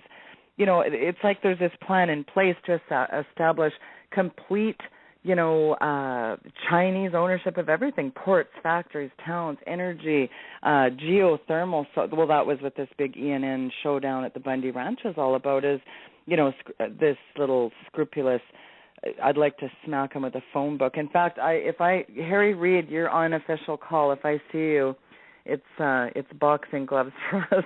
But they're really, honestly, think about the George W. Bush administration when the Chinese were completely prohibited from buying interest in ports. But, of course, Obama and his administration reversed that. So think about the magnitude of the fact that we continue to borrow $1 trillion from the Chinese. The interest on that is mounting daily. And, already Janet Yellen, Bernanke 2.0 in a skirt there, Miss Keynesianism, she's already alluded to they're not ever going to, they're showing no end in sight of fixing these deficits. And again, you heard V just say we're not being vetted anymore as just one thing. It's every fraud. It's the Forex fraud, the derivatives fraud, the gold fraud, the market fraud, every kind of fraud we're being vetted. And, the big dog just got kicked off the porch. And so if you see this kind of scenario happening, what's left? Where do we go from there? I think it was Steve Quayle that said it a couple of months ago, is this going to be America going to have a fire sale like Greece where the vultures in control have destroyed every single thing and picking off the scraps? What is left here with this scenario. And V said it so eloquently, when this comes home to roost, all this inflation, stagflation, deflation, what happens? What does Joe Lunchbox Carrier, what does Main Street America look like when all this takes place? I mean, I shudder to think, but I can only think of Germany about 1938. Yeah, I've been hearing that so much lately, that comparison. Folks, by the way, 661-244-9839. That's 661-244-9839. But Sheila, I was the other day I had to pick up some coffee and cream for the office, and I was walking through this grocery store, and I walked by. I don't buy steak. I mean, who among us can really afford, a T-bone steak or a porterhouse steak? And I looked at the price, and I thought, it was like $12, $13 a pound. And I'm thinking, that's just crazy. And I'm looking at the different prices and seeing how the middle class is under assault. I mean, to me, the middle class is the target class here in America and Canada, well, all throughout the world. But having said all that as a preface to my question, I guess, and this is a compilation of various questions. I'm looking here from, I don't know, probably a half a dozen people, Aaron, Ken, Jeff, John, so on. Sheila, with all the guests that you've interviewed and all the information that you know right now, if you were to just speculate on the rest of this year, what do you see taking place? Oh, that's a loaded question. I've had so many interesting people, and I've had such experts in areas, and I think the big, forget the sweep of every penny here, and forget all this Dodd-Frank and Glass-Steagall and this absolute, economic meltdown. But I think it's the priority over human life, over the sovereignty of nations, over everything that's valued in our nation or once was. Like I said, it's not America's not the last bastion. It was the first and only. And whatever happened to the pride in America now? I mean, people think, oh, well, we're just the laughing stock of the world. I think we got to get back to that. I don't know, call it the Texas Ranger spirit. I think, Doug, we have got to get back to. There's a song. It's by Travis Tritt, and he's talking in this song, and you can Google this song. It's called "The Sign of the Times." And he says, my daddy told me stories about how this country was back when I was just a kid, and how people took the time to care and took a lot of pride in the things they did. And he said, and I can't help but wonder what happened to that spirit deep down through the years. And that's kind of the pinnacle of where I'm at, where I feel. I think we got to get back to the basics here, Doug. Again, we have to have a quantum shift, a shift in our thinking, and get back to how things were. I mean, look at when you grew up. There was never any talk about vetting or the dollar being an issue. There was never any talk about all the things that are talked about now. This is all sci-fi headlines, but I think we can turn the tables. We can turn the tide on these hucksters. And again, there's power in numbers, and we have got to get back to the place where we're going to say, you know what, just like at Bundy Land, you're not doing this. The posse shows up, the cowboys, whatever. That spirit of America, I think, is still alive, and we have got to get back to the Christian values. I mean, they've taken the Lord's Prayer to the school. Ever since they did that, I've just seen a steamroll, rocket sled downhill decline of everything. We got to put God back as number one. We got to get on our knees and repent for what we've allowed with this, absolute Marxist minion megalomaniac Bathhouse Barry and his, gang of thugs. Get them out of there. Hey, I'm all for bringing treason charges back. That's what I say.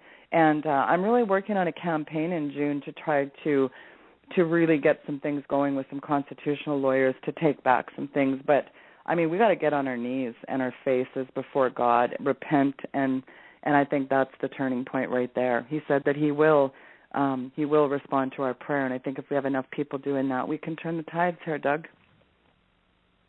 Interesting. Aaron sent me a link to, I believe it's to his website. It's I'm for Jesus Ministries. Okay, now, folks, you can search that I'm for Jesus Ministries. And what you just said just now, and this is why I'm bringing this up right now, is because Aaron sent me a link. Looks like right before the program began. This is something he wrote back in February, where he woke up one morning with a burning in his bones, with a clear view of the heavens, and an understanding that our adversaries' advance team for an uprising in our country is digging in, building their forward posts, and preparing to bring us what we are witnessing in Ukraine to the shores of America. And he said 8 months ago.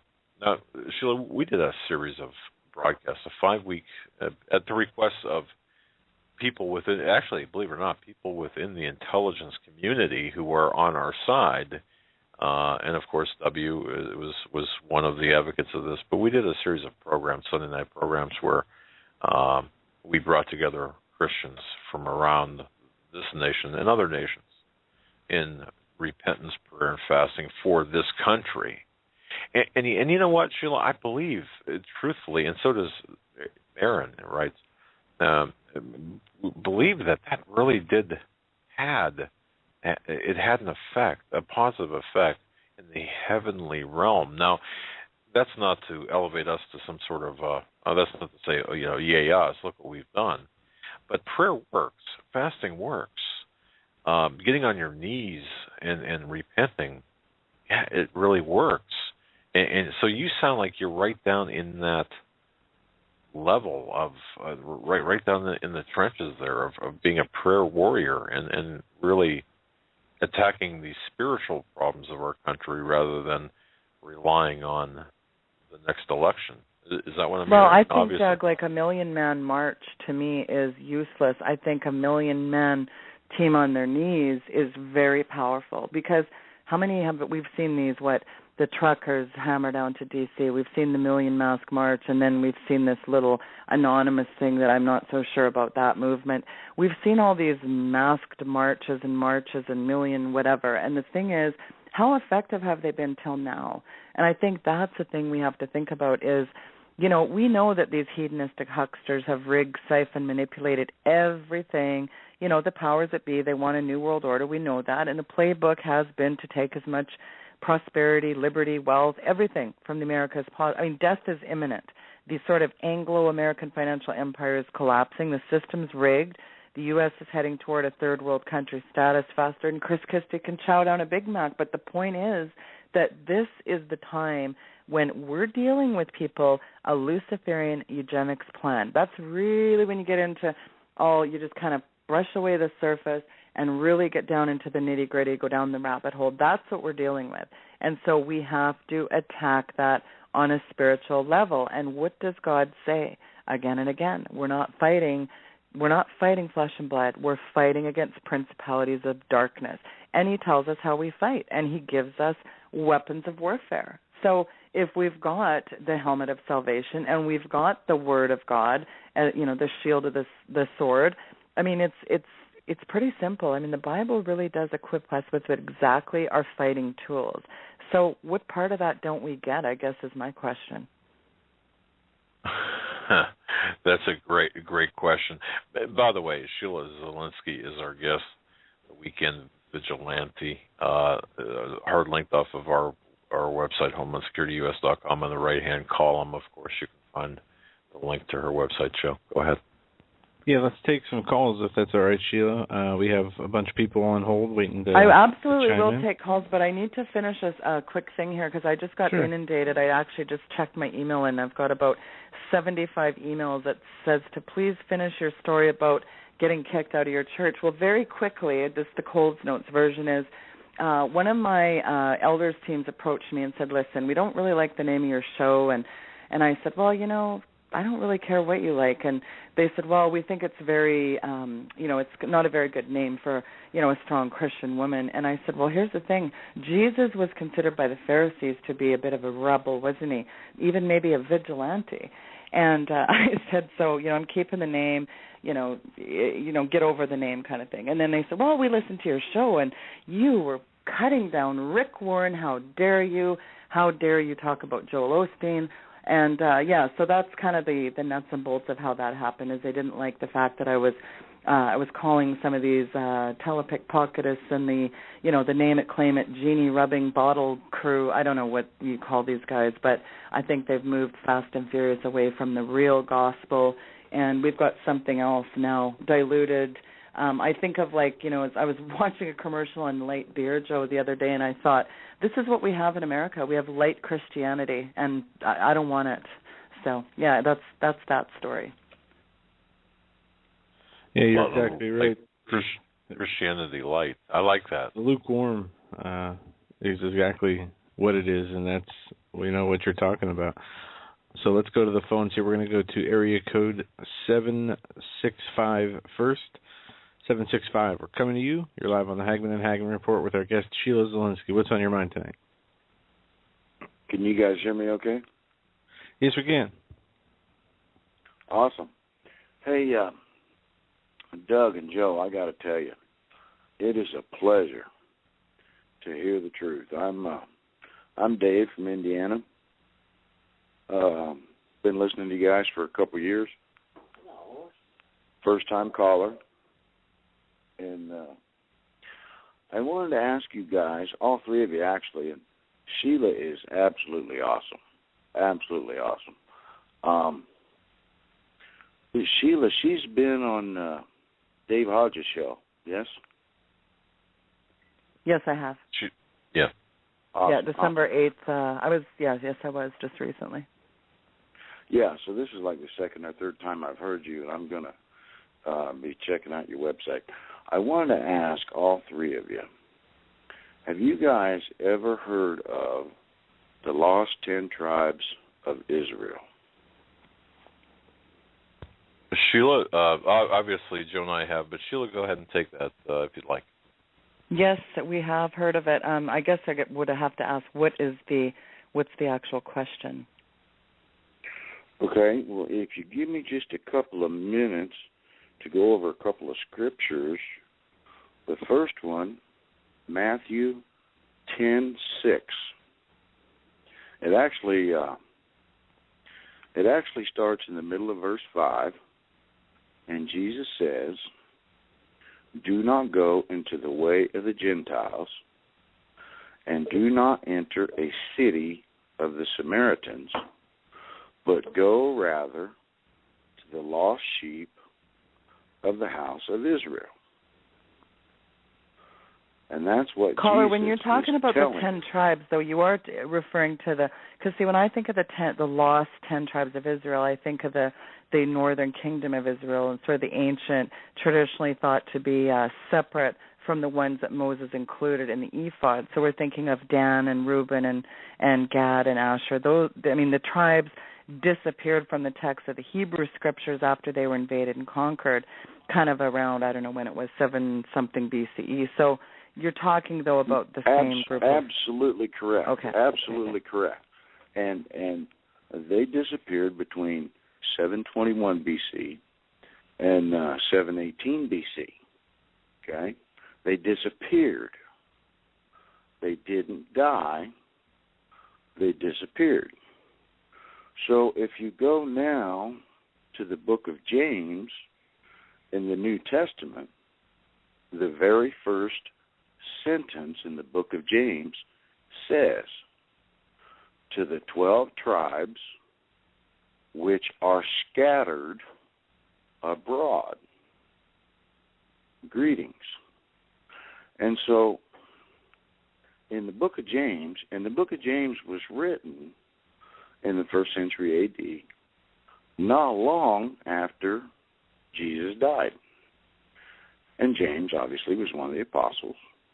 And James starts out the book of James with the sentence, "To the 12 tribes which are scattered abroad, greetings."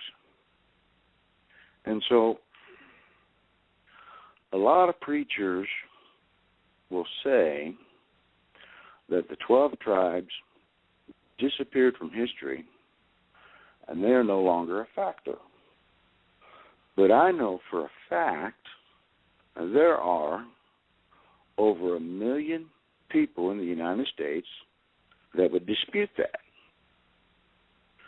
And so, and Glenn Beck even knows this. There's a 15-minute video on YouTube where Glenn Beck explains where those lost tribes went to. And so, if you give me just a couple of minutes here, I'll try to make it as quick as I can. Well, Dave, let's hurry up a little bit. Where are you headed with this? I'm headed with this. What I'm telling you is that people will say, preachers will say, that the United States of America is not mentioned anywhere in the Bible. And I disagree with that. I think the United States of America is mentioned in the Bible more than any other nation. We are known in the Bible as Israel, and the Jewish people in the Middle East are known in the Bible as Judah. Well, here's my thoughts on that, Dave, just very quickly, because I know that I'm sure they have other callers, is the bottom line is, whether Jew or Gentile, we, any of us that have salvation in Christ and are obedient, I believe, we have that redemptive authority that, we have the same power that raised Christ from the dead living in us. So, whether it's 12 tribes or 10 tribes or however many tribes, bottom line is whether, Isaac talked about this, and so did Solomon. Isaac, Jacob, and their lineage talked about the Jews and Gentiles. So, all of that aside, if we have salvation in Christ, we are the redeemed. So, we're blood-bought property, anybody that has that salvation. And when we look to God, that's really the important piece I think we need to be focused on, not getting off on just different kind of doctrines and biblical paths that are probably maybe irrelevant or not. Well, glad you took that. You just, whatever you did, Joe, you just cut yourself right off. I'm sorry. Okay. Thanks for answering that question, Sheila, and thanks, caller, for that call. We're going to move on here to area code 480. We're coming to you next. You're live on the Hagmann and Hagmann Report with Sheila Zielinski. Hey, guys. Hey. Can you hear me? Yeah, now we can. All right. Hey, this is Randy again in Texas. You guys I called in that one time, was just really distraught, and you guys prayed with me, and I got a better job and all that kind of stuff. That's right. That's right, Randy. Yeah. Sheila, this is a caller who, just give you a quick background, called, upset, sales job, tough job, and we just guided him as best we could, but much better now it sounds. But go ahead, Randy. What's up? Yeah. Hey. Anyway, I just I know I had mentioned something about the IRS when I was really distraught, and I just wanted to share with people. We talk about. Yeah, Sheila's right. We need to be on our knees, and but I think that people also need to start looking at understanding where they really stand as far as income taxes, because 90% of us aren't liable for the income tax. And when you understand that, there's a... Yeah. I just want to say that and I'm sure Sheila will agree, that we can do an entire program on the income tax system and about the voluntary assessment, Oh, yes. But go ahead, Randy. What's your question? Well, I don't know if it was really much of a question. It's just an urging of the listening audience to really research. There's a website, losthorizons.com. Peter Hendrickson wrote a book called Cracking the Code, The Fascinating Truth About Taxation in America, when he finally researched the U.S. Code in digitized format and literally discovered that all the definitions and terms they use in the law are for very specific, very narrow applications, and 90% of us don't fall into that, and that it's totally constitutional. But because of the street terms and the definitions they use, people get duped into thinking that, they're subject to the income taxes. And the IRS is about 90. Randy, we got you, my friend. We're gonna cut your question or cut your comment off there and turn to Sheila, because Sheila, one of the things that we do talk about, and especially, W talks about this as well. Irwin Schiff is a friend of his, and Irwin Schiff is in prison, basically in prison for life, because of income tax, and one of the issues during his trial, they brought up, or his defense attorney brought up, show me in the law where the income tax is actually rooted in law, not in court decisions, but in the Constitution and law. And they could not find any. What's your take on the income tax as it is right now in America, Sheila? Oh, wow. That is that's a big can of worms that you're opening up, Doug. I think that's a whole show in itself. But, I mean, there's a lot of parameters around the War Measures Act that talk about what it was what the intention of it first was. So it's really interesting. I think there's a lot of very illegal components to the way people are taxed, not just with their income, but taxation, period. I mean, I'm kind of more of a supporter of a flat tax, going back to like a flat tax system. But, I mean, it's treasonous, and it's, like I said, it's a very, very big topic to link it. And on my old YouTube channel, I actually did a series on illegal income tax, and I talked about, how it's grounded in the law, but also under the War Measures Act, what it was originally designed for, and it's spiraled into something completely different. And I mean, I have a close insider that worked for IRS that was divulging some of the pieces that, it's staggering what's happening on all fronts here when the, president can illegally spy on journalists and also use the IRS to harass his enemies, and expand these unconstitutional spy programs against the American people. And then, if that doesn't work, well, DHS will just declare war against the Christians and the veterans, and you use the word vilification. I mean, it is just unbelievable. These deliberate acts of treason, and yet it's funny because it's all based on, look at Obamacare.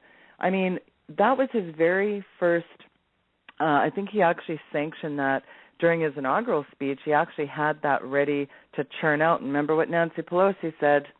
Let's just pass it and find out. Forget what's in it. So, I mean, this is what we're dealing with. So, that's a whole big other topic that would have to do a whole show on that. I think it's very interesting, and I think the caller has some great points. But it's also explaining to it in a way that's palatable for people, too. Yeah, exactly. And I think we have to understand, too, Sheila, that starting with the Federal Reserve and then the passage of course, the 16th Amendment and so on, I do believe that we've been hoodwinked into really the graduated income tax, which is a plank of the communist agenda here. And, of course, that's, that abolishing private property. We're seeing all of this in play right now. Before we go back to the phones, Richard K. wants to know how long you think that we've got with respect to the current economic system, and if you think that the economy is going to implode first or be a trigger mechanism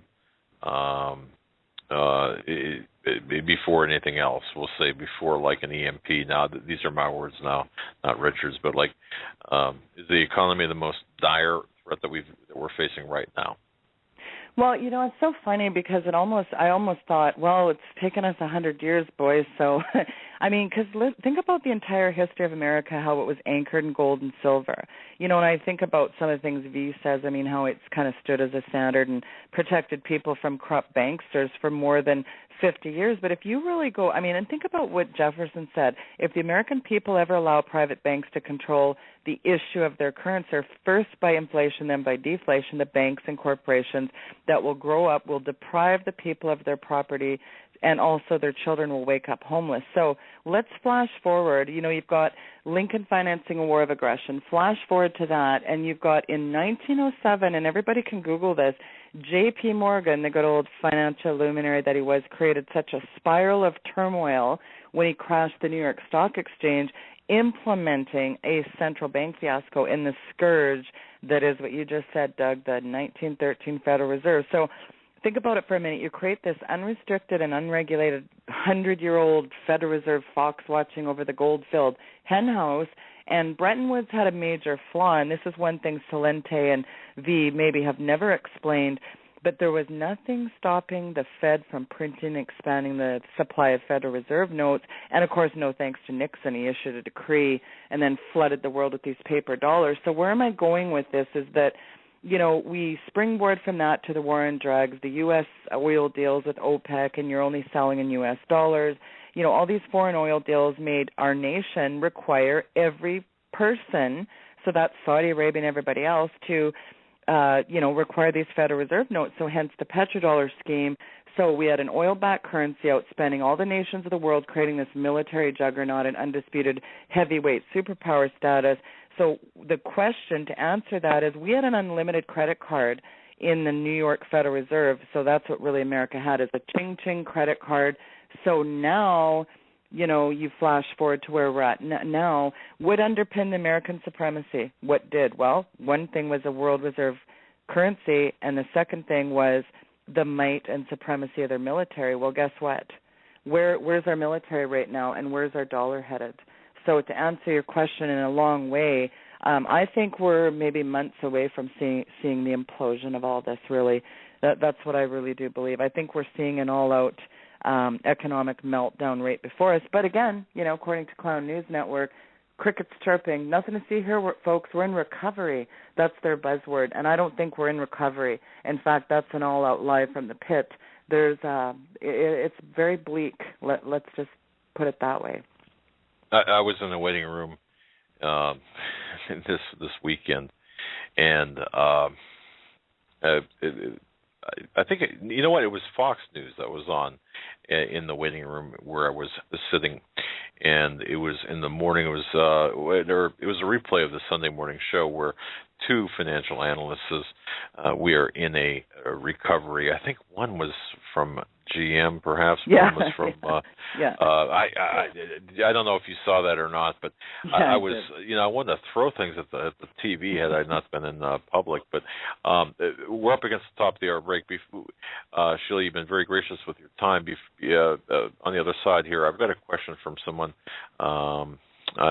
who wants to know if you heard, and you can answer this on the other side, if you heard what Sergeant Dan Page had to say about, or say to, the Oath Keepers in Missouri.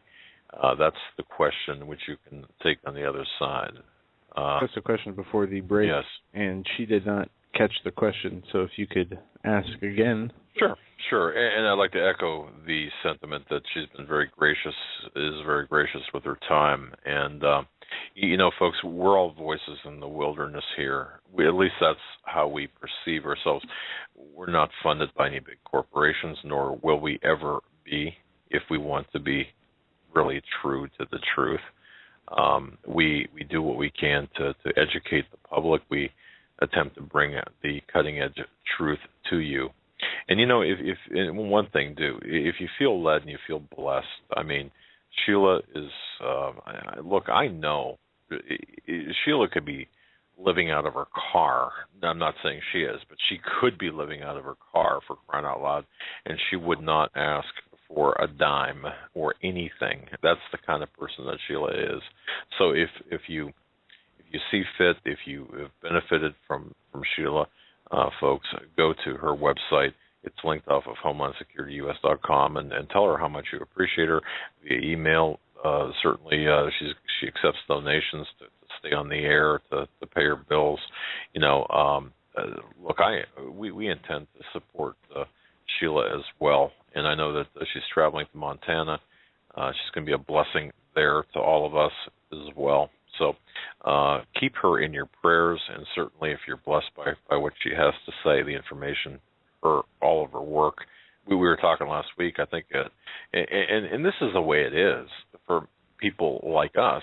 You know, if with the exception of very few people, I mean, my goodness, if you really dollar cost average our work versus our return, we'd be we would be in trouble, right? It just doesn't work out very well. But that said, certainly tell Sheila how much you've enjoyed having her with us, and of course, if you feel so led, certainly help her out as well via her PayPal. It's any little bit helps. My goodness, and even the words of encouragement and prayers help.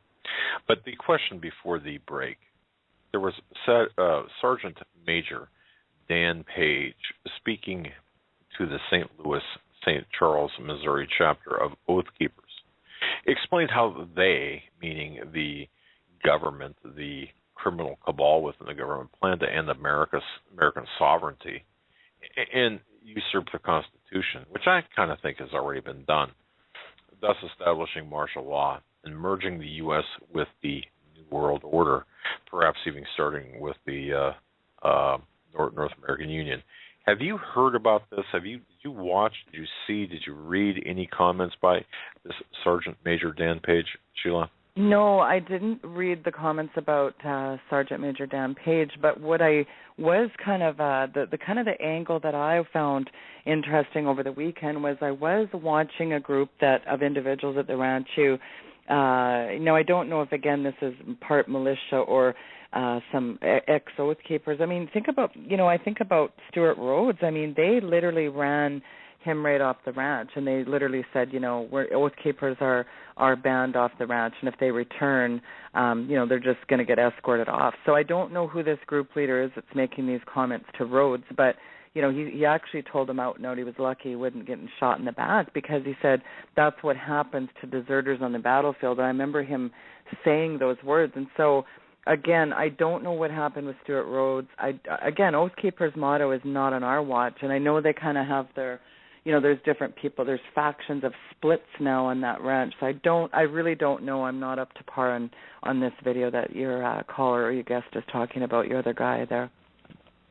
Okay, and I'm glad you brought that up. And folks, please hear me very carefully on this. Now, was it last week or perhaps the week before, we had Jerry DeLemus. He was on as a guest, and ladies and gentlemen, you remember him from his appearance, very emotional appearance.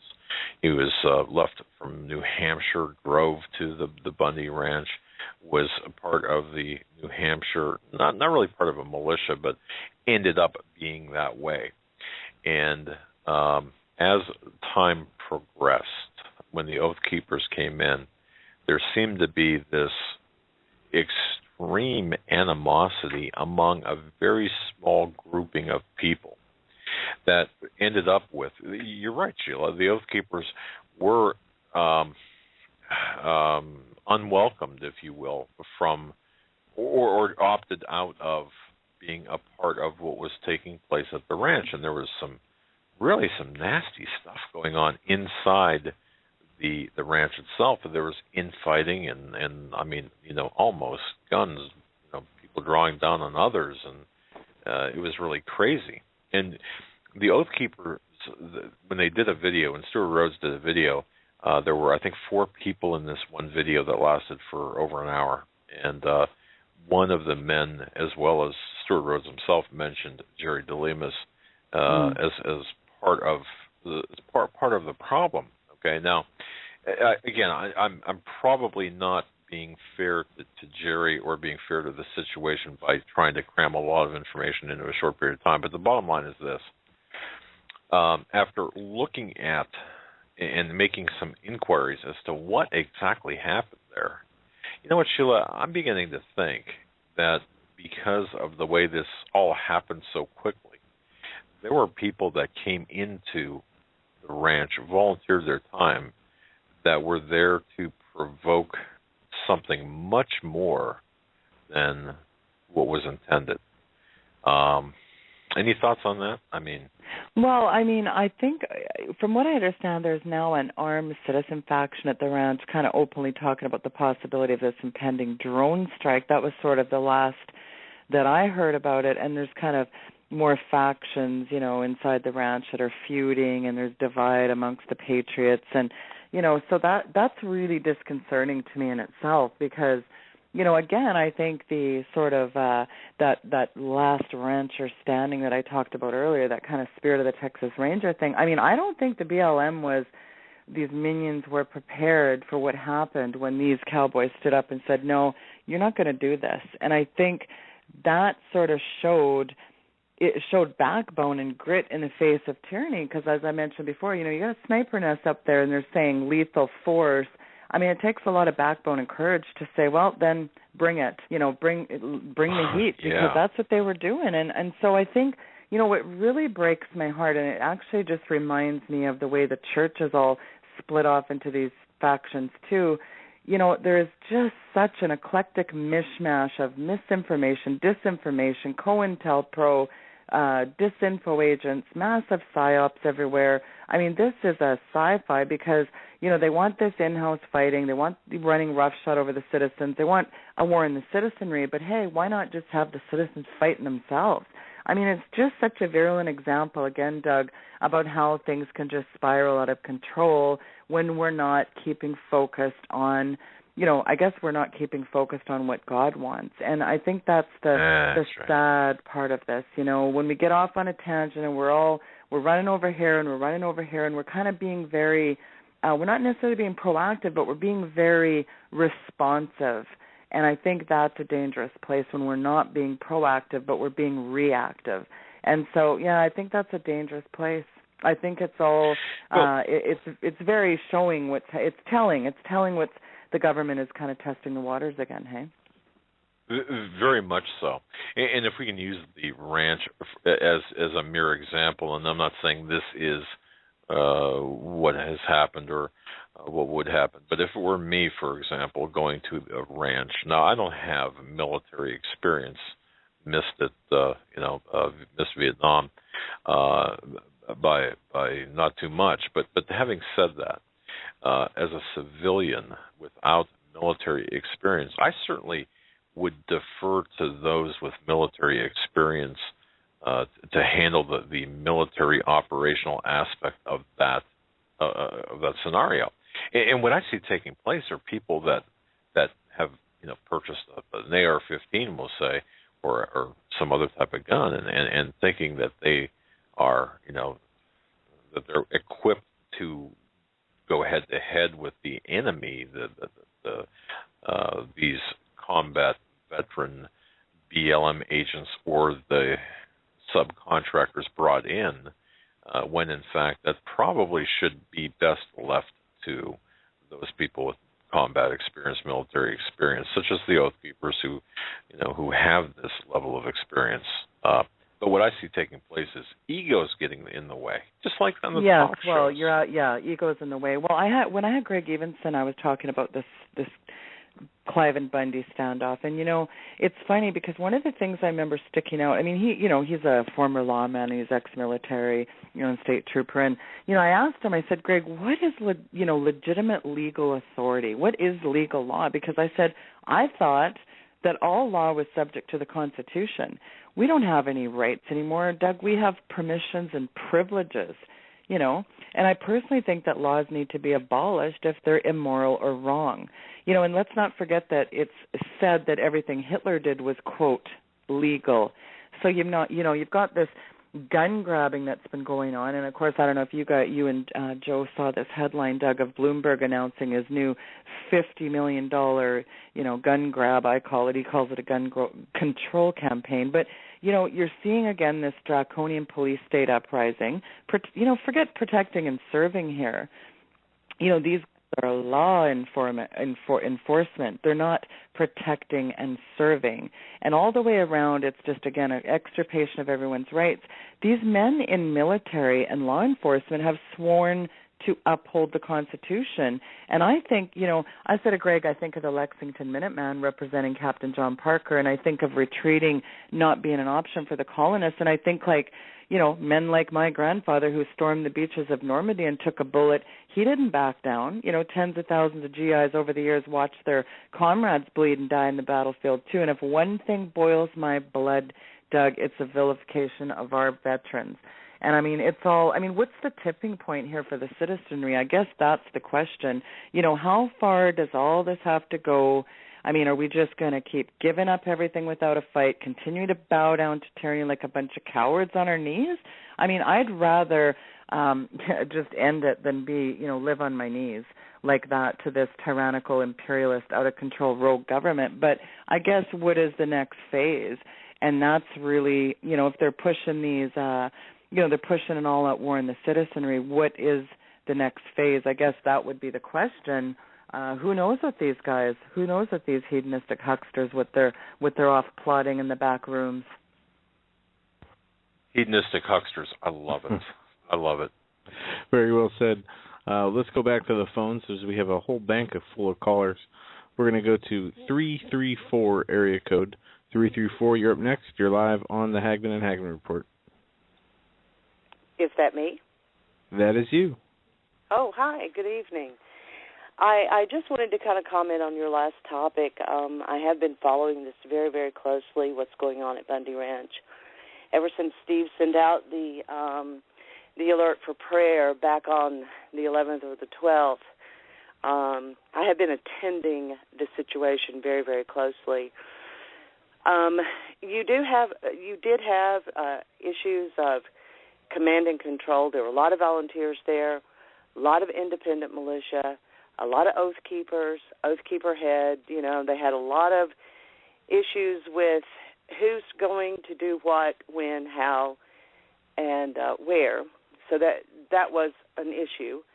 But the biggest thing came when the oath keepers themselves, Stuart Rhodes, received some intel from a source that he vetted and felt comfortable that his source believed what he was being told, that there was going to be a drone strike on the ranch within 48 hours. Right, from Dallas. The source was from Dallas, yes, exactly. and on a scale of 1 to 10, Stuart Rhodes he went a 6 or a 7. Correct. Yeah, correct. 6 or a 7, yeah. But they thought about this, and what they decided to do was to, as he put it, move off the X. And, everybody can 2020, look backwards on that and with 2020 vision. But basically, I think he did what he thought he should do. And he got most of his people out. A few oath keepers stayed behind. But that was taken very harshly among the other people there, because basically they weren't leaving. They were there to protect the Bundys. They weren't going to leave the Bundys. And so I think the perception there, and I did see the video of the council of militia there, and I thought that was a little rough, but I think emotions were very high. These people are very tired.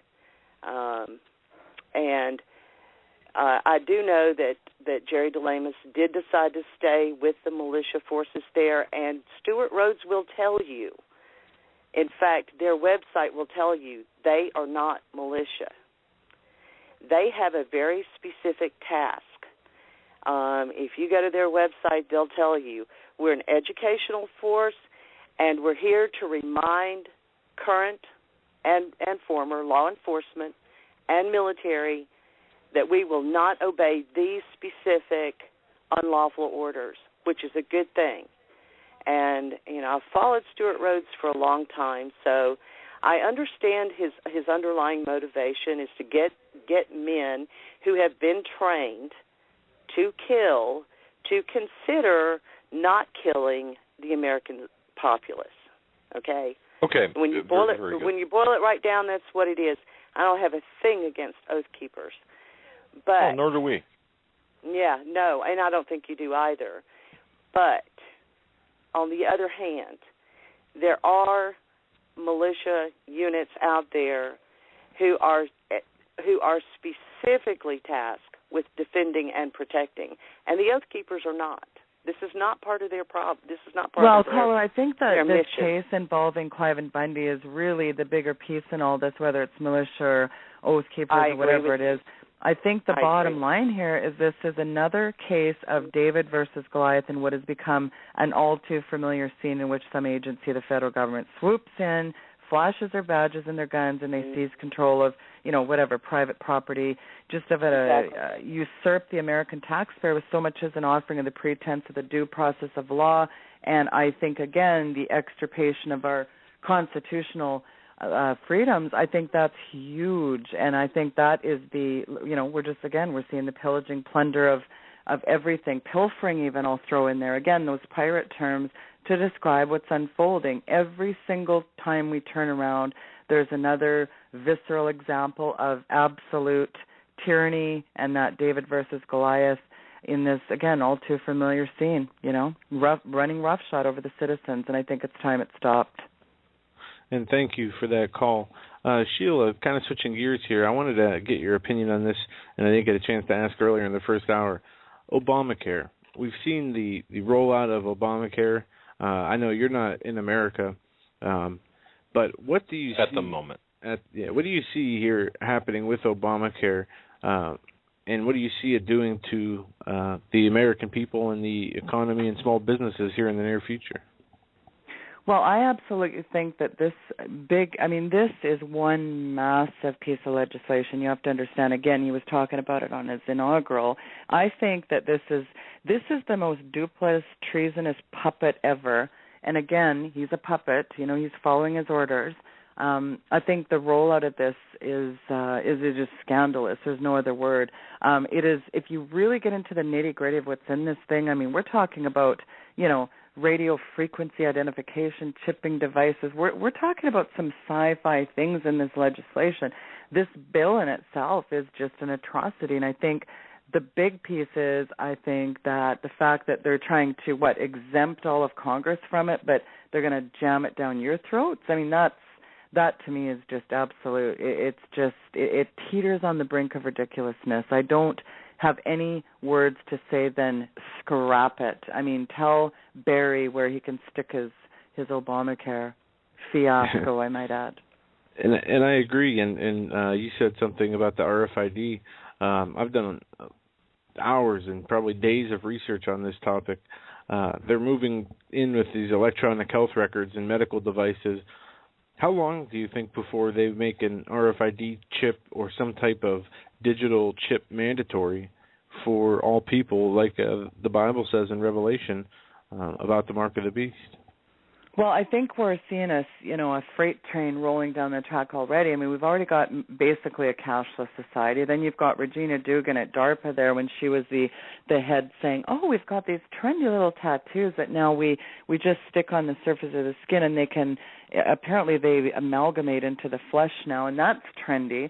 I think we're kind of fast and furious speed training down this track of RFID being rolled out very quickly. You've got some, even churches now, you've got these devils in the pulpit talking about the fact that they, it's a good thing to be, they can find your children. They're talking about, some legislation I've heard some intel on that they're planning on chipping all infants by 2017. It's absolutely just atrocious, and over my dead body we'll be getting an RFID implant. But I know the Mexican police have already been mandatorily told that they're going to be chipped, and some have said they already have been. So, what's the truth, and, what's opinion versus, real on-the-ground intel? Well, that's really the question, isn't it? The bottom line is, under no circumstance should anybody ever consider having these RFID chips or tattoos or anything else. Right. No, I agree, and we don't know if the RFID chip specifically will end up being, what the mark of the beast is. But right now, in my mind, it looks like one of the top candidates, especially at the rate it's being pushed, and the president issues proclamations and strategies on their new biosurveillance or the 21st century digital government plan, and it just looks like it's heading in that direction. Let's go back to the phones. We're going to go to area code 4. There, 269. 269. Thanks for holding. We're coming to you next. You're live on the Hagmann and Hagmann Report with Sheila Zielinski. Hi. Hi, Doug and Joe and Sheila. Nice to talk to you, Sheila. Hi. I've been a fan for not that long, a couple months maybe, but you're excellent, and it's a pleasure to listen to you tonight. I just have a question about the mark of the beast. What's your opinion? Do you think that, according to what the Bible says, if people will know what they're doing when they take the mark? Will they know it's the mark of the beast? Is that posed to me? Oh, yes, Sheila. I guess anyone who wants to answer, but... Okay, yeah. well, the Bible, depending on what version you read, I mean, obviously, if you go to Revelation 13:17, it says they could not buy or sell unless they had the mark, which is the name of the beast or the number of its name. So, I mean, depending on what version, I mean, it's all really the same thing, that even in the King James Bible, it says no man might buy or sell save he that had the mark or the name of the beast or the number of his name. So what really we're seeing here is that the inability to be able to sell anything, buy anything. So, I mean, it would be part and parcel, I believe. It's kind of in line with this Fast and Furious speed train down the track of the cashless society. And I really do, I mean, I think the two are sort of part and parcel of the same thing. It might not necessarily be, I think it's a precursor to the mark of the beast. And do I believe that you will not know that you get it? Absolutely not. Like some people used to say years ago, oh, well, you know, we might get it in a vaccination. These chips, for them to put it in your body, you'd know that you had it.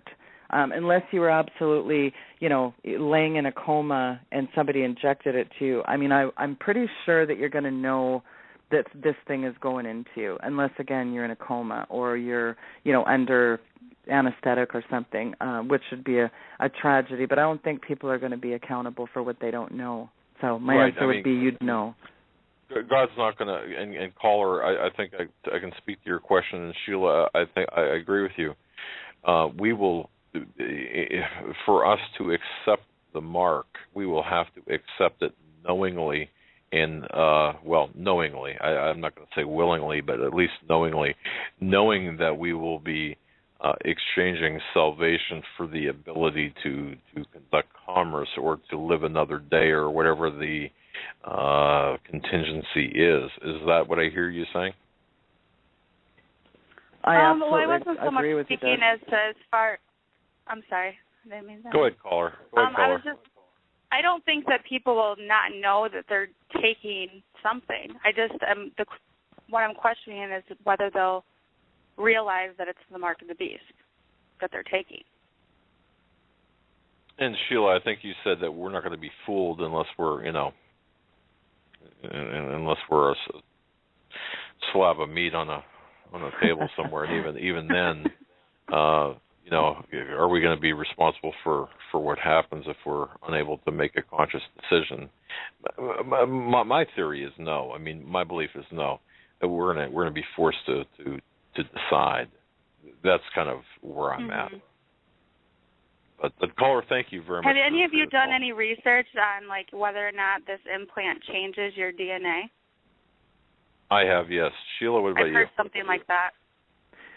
Yeah, there's a lot of things that, different DNA markers. I mean, Steve Quayle also, Chris Putnam, Tom Horn, all these guys are talking about different kinds of things that are happening when they start mucking genetically with, depending on what way they're going to infuse it into the body. But, I think the whole thing is a bad idea, you know, whether or not we want to realize that we're getting it or realize that is the chip. You know, some churches are in the school of, no, that's not really the chip. This isn't really the mark of the beast. But let's just, bank on the safe side and say it is.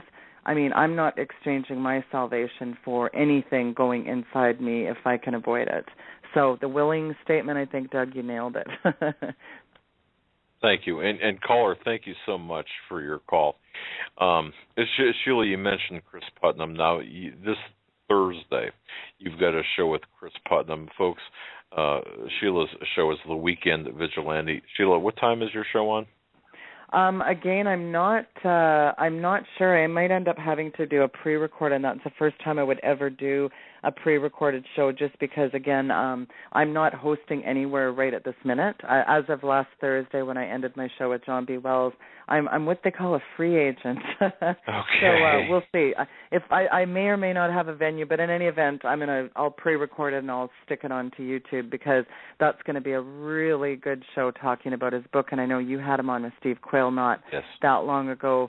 What an articulate, incredible. I mean, I've read, I have all of Tom and Chris's books. I've got, Petrus Romanus, and I just encourage, if you have not read Petrus Romanus, folks, get a copy of that.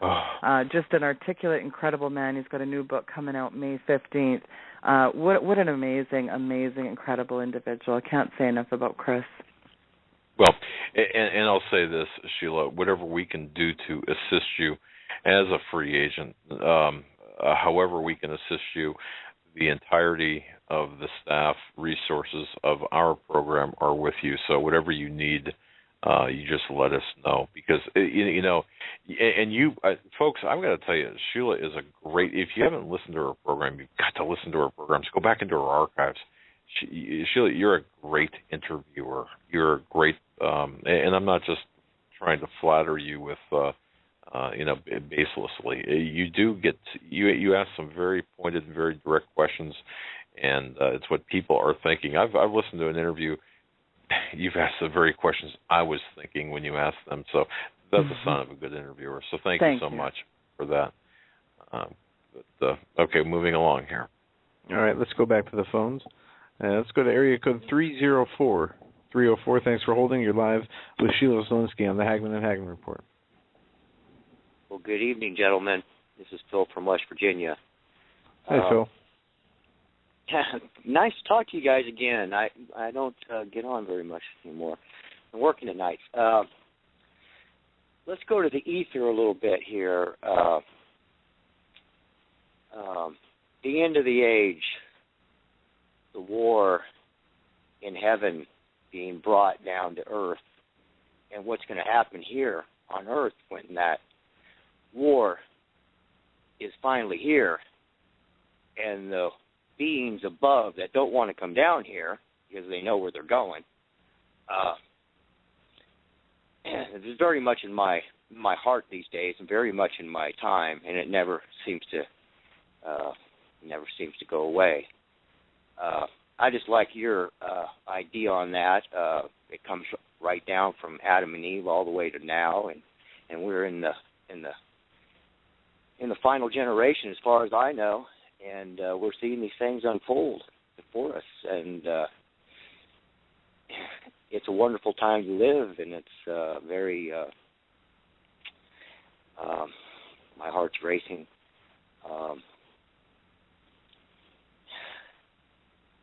Where do we go as a nation, as a people of God?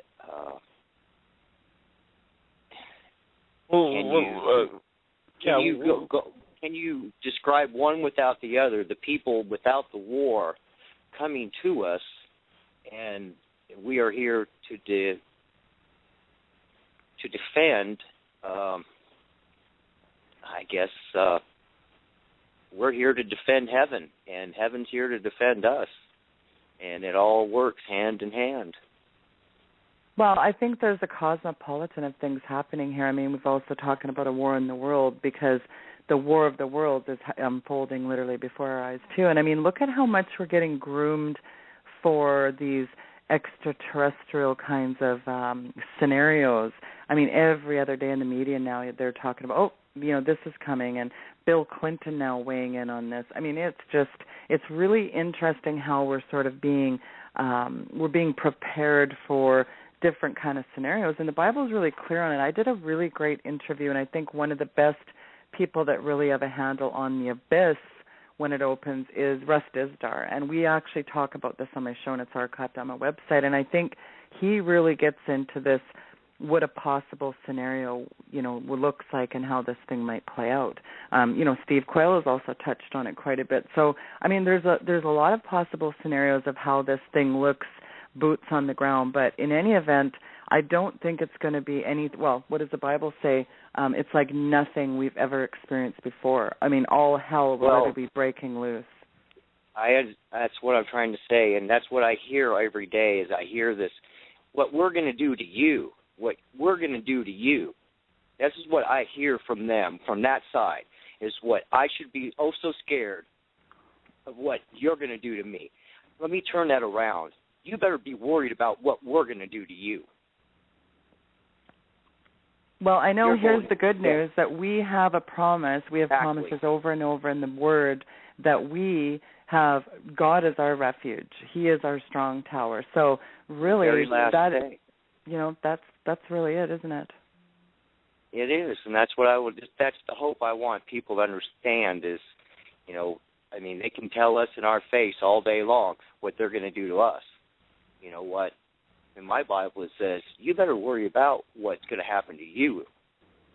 Well, caller, I just wish that Satan knew, caller, that Satan knew or was reminded from us, the Christians, that he's defeated. And we know where he's going to, we know his demise. Yes, Sheila. And I do. I appreciate your work and all your guests you have, and you are a great interviewer, and God bless you with all that you do, and I see a great future for you, and you just keep doing what you're doing, and thank you. God bless you, and thanks for that. And again, I mean, that is really, Doug and Joe, that is really the good news in all of this is no matter how ugly it really looks, and there's a scripture that says God laughs at the plans of the wicked. Well, I'm not really laughing here, but I can tell you that we do have to really lean on, rely, and trust in God. I mean, that's really, the message here is that we need to, if you're not right with God, you need to get right with Him. And we need to really be focused on some prayer and fasting and, waging war on this stuff. And let me remind you again, I wish Christians knew this better than he did. Satan knows he's defeated. So he's getting out the big guns. He's ramping things up. But the good news is greater is he that is in us than he that's in the world. And that's what I stand on, the promises of God. That's my hope. Yeah, we're already fighting from a position of victory. We must merely... Well, not merely, we must occupy until his return. And occupy, of course, that doesn't mean we sit down and, eat pudding cups. Yeah. Yeah. We have a job to do. And I've said this before, I believe that we were all born for this time and this place, and we all have jobs to do. So, I believe that.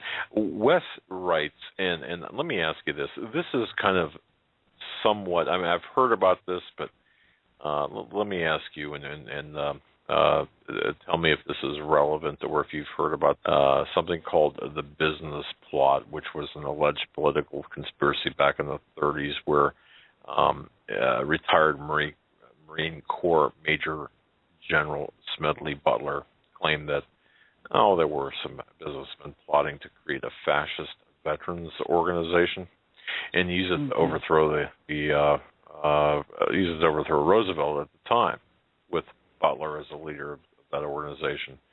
In 1934, Butler testified to the Special Committee on American Activities on these claims. And are you familiar with that? Well, background? Smedley Butler, and of course he's not alive now, but he really did kind of blow the whistle on the little-known plot that was kind of going on when it comes to kind of the black side production, the road to, some people know it as Road to Rock Bottom. I actually read a book on this, and, he did retire from the Marine Corps, I think somewhere back in the 30s. This was even when my grandfather went to war. And, he faced gunfire, and he was really high-ranking in terms of the military, and I think that he was exposing a lot of things going on, especially Franklin D. Roosevelt, FDR's kind of unscrupulous shenanigans, and, a lot of these other things that were going on at the time. So he was kind of the precursor to a lot of these, Edward Snowden types. Really, he's kind of set the stage for whistleblowing as we know it, didn't he? He did, and I'll tell you, thanks, Wes, and I think that this speaks highly to the degree of intellect of our audience, our listeners. for you to bring up the Wes, for you to bring this up from a historical context, and even to the extent of what we're seeing today. It's interesting because at the time, and I've based on my research and the periphery at the periphery of this, I do know that the major news media at the time dismissed this as a hoax. You know, it's kind of like if they had Snopes back then, this would be, one of the things that Snopes would debunk. But indeed, my goodness. But Sheila, I've got to tell you, you've been such a gracious guest here. We just have we're in the waning minutes of the program here. Is there anything that we haven't covered tonight that you feel important, imperative that we should cover, regardless of where that might take us? Well, I think there's a couple of things, and I mean, I'm so appreciative of your audience, being gracious, and of course you too, Doug and Joe. I mean, you're such very gracious hosts, and really support the work that you do as well. Your guests are very similar, and I just want to encourage you guys that you're out there in the front lines, battling in the trenches like I am, and I know it can be a very thankless job. But I love what that cool baritone vibrato Mr. John B. Wells said on my show. Of course, everybody know he got fired from Coast to Coast for they were pretty much scrutinizing everything that he was doing, and finally they parted ways. But I think the interesting thing he said, and I really found this interesting, and he really said, you're witnessing, folks, a modern day Nazi takeover. And then we kind of looped that into this very nefarious eugenics plan. And I think it was interesting because I said at the beginning of this program, and, I'll say it again, I mean, it's kind of rather odd that it comes in a Disney movie, but that cricket or whatever that character was from A Bug's Life, he said, you let one end stand up to us, they might all stand up. And that's really my message is I really believe there's power in numbers, Doug and Joe. And like John said, if you don't like GMO, stop buying them. If you don't like Walmart, quit shopping there. You don't like the price of gas, well then, in 30, 60, 90 days, if we had a campaign where we just said, okay, let's pick a target group and let's shut them down. There is power in numbers. We are financing this stuff, and it's like, how you liking the Kool-Aid now, folks? How's it tasting? I mean, quit supporting this stuff, quit dealing with these banks, go to a credit union, don't elect an unconstitutional sheriff. There's lots of things we can grassroots do. Go to when have you guys been to a school board meeting with this Common Core? Have you ever talked to your local town councils about Agenda 21? There's lots of things that you guys can be doing, talking to your neighbors, getting involved in different things that are happening in your communities. Maybe some people think, Doug, you can't fight City Hall, but I've been fighting City Hall single-handedly, and I actually am all for bringing back treason charges. I had a story that ran in the Vancouver Sun that, they called me the modern-day Joan of Arc, takes on the big dogs to bring down this, what we're seeing here in Canada is imperialism too. But it was funny because I said, I am charging Prime Minister Harper with treason, and the story it literally got swept in all 27 copies of the bought and paid for lamestream media. They just swept it under the rug, and there was one little tiny thing on page 74, woman takes on whatever it was. It was some real little nebulous thing in the bottom of page 74. So, that's what we're dealing with. Our media is bought and paid for, internet. And I think the internet is where the next war is coming, too. I think that's what we're going to really be seeing, especially with, you got to look at what Obama's doing lately. And every other headline is about the war coming to the internet with this kill switch, with the Chinese-style ID. I think that's the next thing because they didn't expect the new media to awaken the masses either, and people are waking up. So, I want to encourage you people just, take some hope that God knows what he's doing. And I think, as long as we're under the protection of the Almighty God, we have some hope. I mean, things do look bleak, but, we have that hope too, and I think that's exciting. And that's the truest and most best way you could put that. We have to seek the Lord every day and make sure we're doing His will, not our own. And as long as we make sure we're doing that on a daily basis, we'll be in the right place at the right time where He wants us to be and under His protection. And people forget that so often and worry about, what they're going to do, trying to imagine how they're going to escape, how they're going to fight, how they're going to do this or that, instead of just giving that to God and seeking His face. Amen. I couldn't have put that more articulately. Well said, Joe. Yeah. Well, thank you. You know what, Sheila? It's such a great honor to have you on our program. It really is, and we're going to be looking for that interview with Chris Putnam in whatever venue we may find it. Like I said, you've got our support. Whatever you need from us, we're willing. And in close, we do have to talk with Sheila off air. Maybe we can call her tomorrow. Yeah, because we didn't get a chance to do that today. Just wanted to say that so we didn't forget. Yeah, I'm sorry about that, Sheila. The hours got away from us today, but I do believe that we are in for a battle here, and what you said about here perhaps being months away from maybe something financial. Look, I don't know what the future does hold. I don't know with any degree of precision what is going to happen next, but I do know that we are facing some really rough times, and that we need to stick together, and we need to seek, of course, divine guidance as well, and to read our own mail, look at our own instructions, and find out what we need to be, where we need to be, what we need to be doing. And we can't be one of the other things too. Don't mistake and I don't want to speak for you necessarily, Sheila, but don't mistake our obedience and our acknowledgement of the divine as being pacifist. That's not at all what we are. We in fact are here to occupy, and again, occupy does not mean putting pots on the couch. We need to do. Well, you're right. And when you said occupy, Doug, it reminded me of, don't forget that it wasn't out of the realm of possibilities for Jesus to flip some tables over too. I mean, especially with the gangsters in the synagogue. But here's, the bigger piece in all of this, and I agree totally what you just said.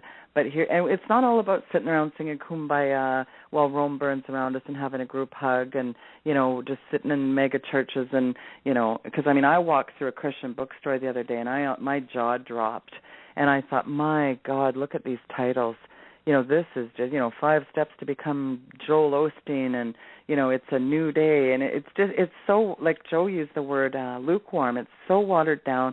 And I want to encourage people, because this is probably number one thing I get, and I get inundated with emails all the time. And one of the things that people often say is, I feel so isolated. I don't belong to a church, or, I can't seem to find a church that has even any kind of a message of the gospel anymore. And, I do not believe in some of the doctrines of these mega churches, but what I can say is you people are not alone. And that's where I think we really have to be asking the Holy Spirit to lead us and guide us to make connections with the people that we have to. And hopefully maybe something will come out of this conference that, I had spoken to Michael, the organizer of it, and I said I'm hoping that this will open up a bigger venue for there to be more people that can, keep in touch, whether it's whatever it is, some kind of a future thing. But I think I just want to encourage people really to know that, Doug and Joe, you're not alone. God knows exactly what's going on, and He's in charge. He's large and in charge, as my pastor used to say. So we really have to trust in that. And we do have to do our part. God will do the part we can't, but we can't just be sitting around either being, keyboard patriots and these little patriotic armchair, keeping the seat warm. We also have to be out there doing stuff. So ask God, what's your part in this? What's your role? How can you, what's your ministry? How can you be out there doing something? And we all have a part to play in this, and I think that's important. And also, pray to God to reveal a church where you can go and get connected with people that are like-minded. He will, trust Him. Wow. Great words. Sheila Zielinski, the Christian warrior princess of truth. How's that? I'll tell you. a fantastic program. Thank you so much for sharing your evening with us, your time with us tonight. You're very gracious with your time, and you will be in our prayers of protection, prayers of uplifting, and certainly we love it, the fact that we consider you part of our extended family. We really do. And I know likewise, my friend. I'll tell you, the number of emails I've been getting just since you've been on the show has been tremendous. So people love you, and we look forward to seeing you in Bozeman and meeting face to face. And of course, we'll be the pretty ones. No, we'll be. Well, I'm Steve Quayle in a skirt, remember? So you can just look for. Oh my goodness, that's going to take me a while to get that image out of my head. Oh my goodness, Sheila, you've been I doing look great. forward to seeing you guys too, and I want to encourage people, your listeners, to come to Montana if there's any way you can make it happen. I pray for your audience tonight, Doug, that each person would just find a way to go, really, because I think it's just going to be a real transformational experience. And, my favorite part in all of it is all these amazing men of God, these watchmen, is also being under the amazing anointing of the preaching of Pastor David Langford. And if you haven't heard of Pastor Langford, I don't know what rock you were under, but please do go to Voice of Evangelism. That man is he's really one of my favorites, very highly regarded. We love Steve Quayle, we love Greg Evenson, we love Russ Dizdar and all these guys, but we really want to lift up Pastor Langford, because I'll tell you, this is an anointed man of God. And he preaches the word. He's a good old-fashioned anointed Bible preacher that's just on fire for God, and he preaches the truth. And, if you haven't heard him, go and get your tickets if you can, folks. Get them now. Don't wait. And, again, it's just a privilege to come on the show, and we'll see what happens. God bless you, Sheila. Thank you so much for your time. That was, folks, that was Sheila Zielinski, Weekend Vigilante. That's her show. Free agent at the moment. WeekendVigilante.com is a website. That's right. But as I said, send her an email of support. Visit her website. Of course, and I'm sure folks. I'm sure you've found great information, great uplifting from her. So, think about supporting her as well as you can, because she is a much-needed asset in this war in which we are fighting, and it is a war. It's a war between good and evil, and we know who wins. However, that doesn't make the battle any less. So with that, Sheila, God bless you. Thank you so much for being on our show. Folks, until tomorrow, that'll do it for us tonight. Tomorrow night, Standeo, and then Wednesday we've got, I've got the schedule right here. Wednesday we've got Bill Salas, Thursday Nathan Leal, and of course this coming Sunday, Pastor David Langford, rescheduled from last Sunday. Yeah, thank you, Sheila. Thanks, everybody, for tuning in, and God bless you all until tomorrow. Stay safe. We'll see you then, and have a great night. Good night, everyone.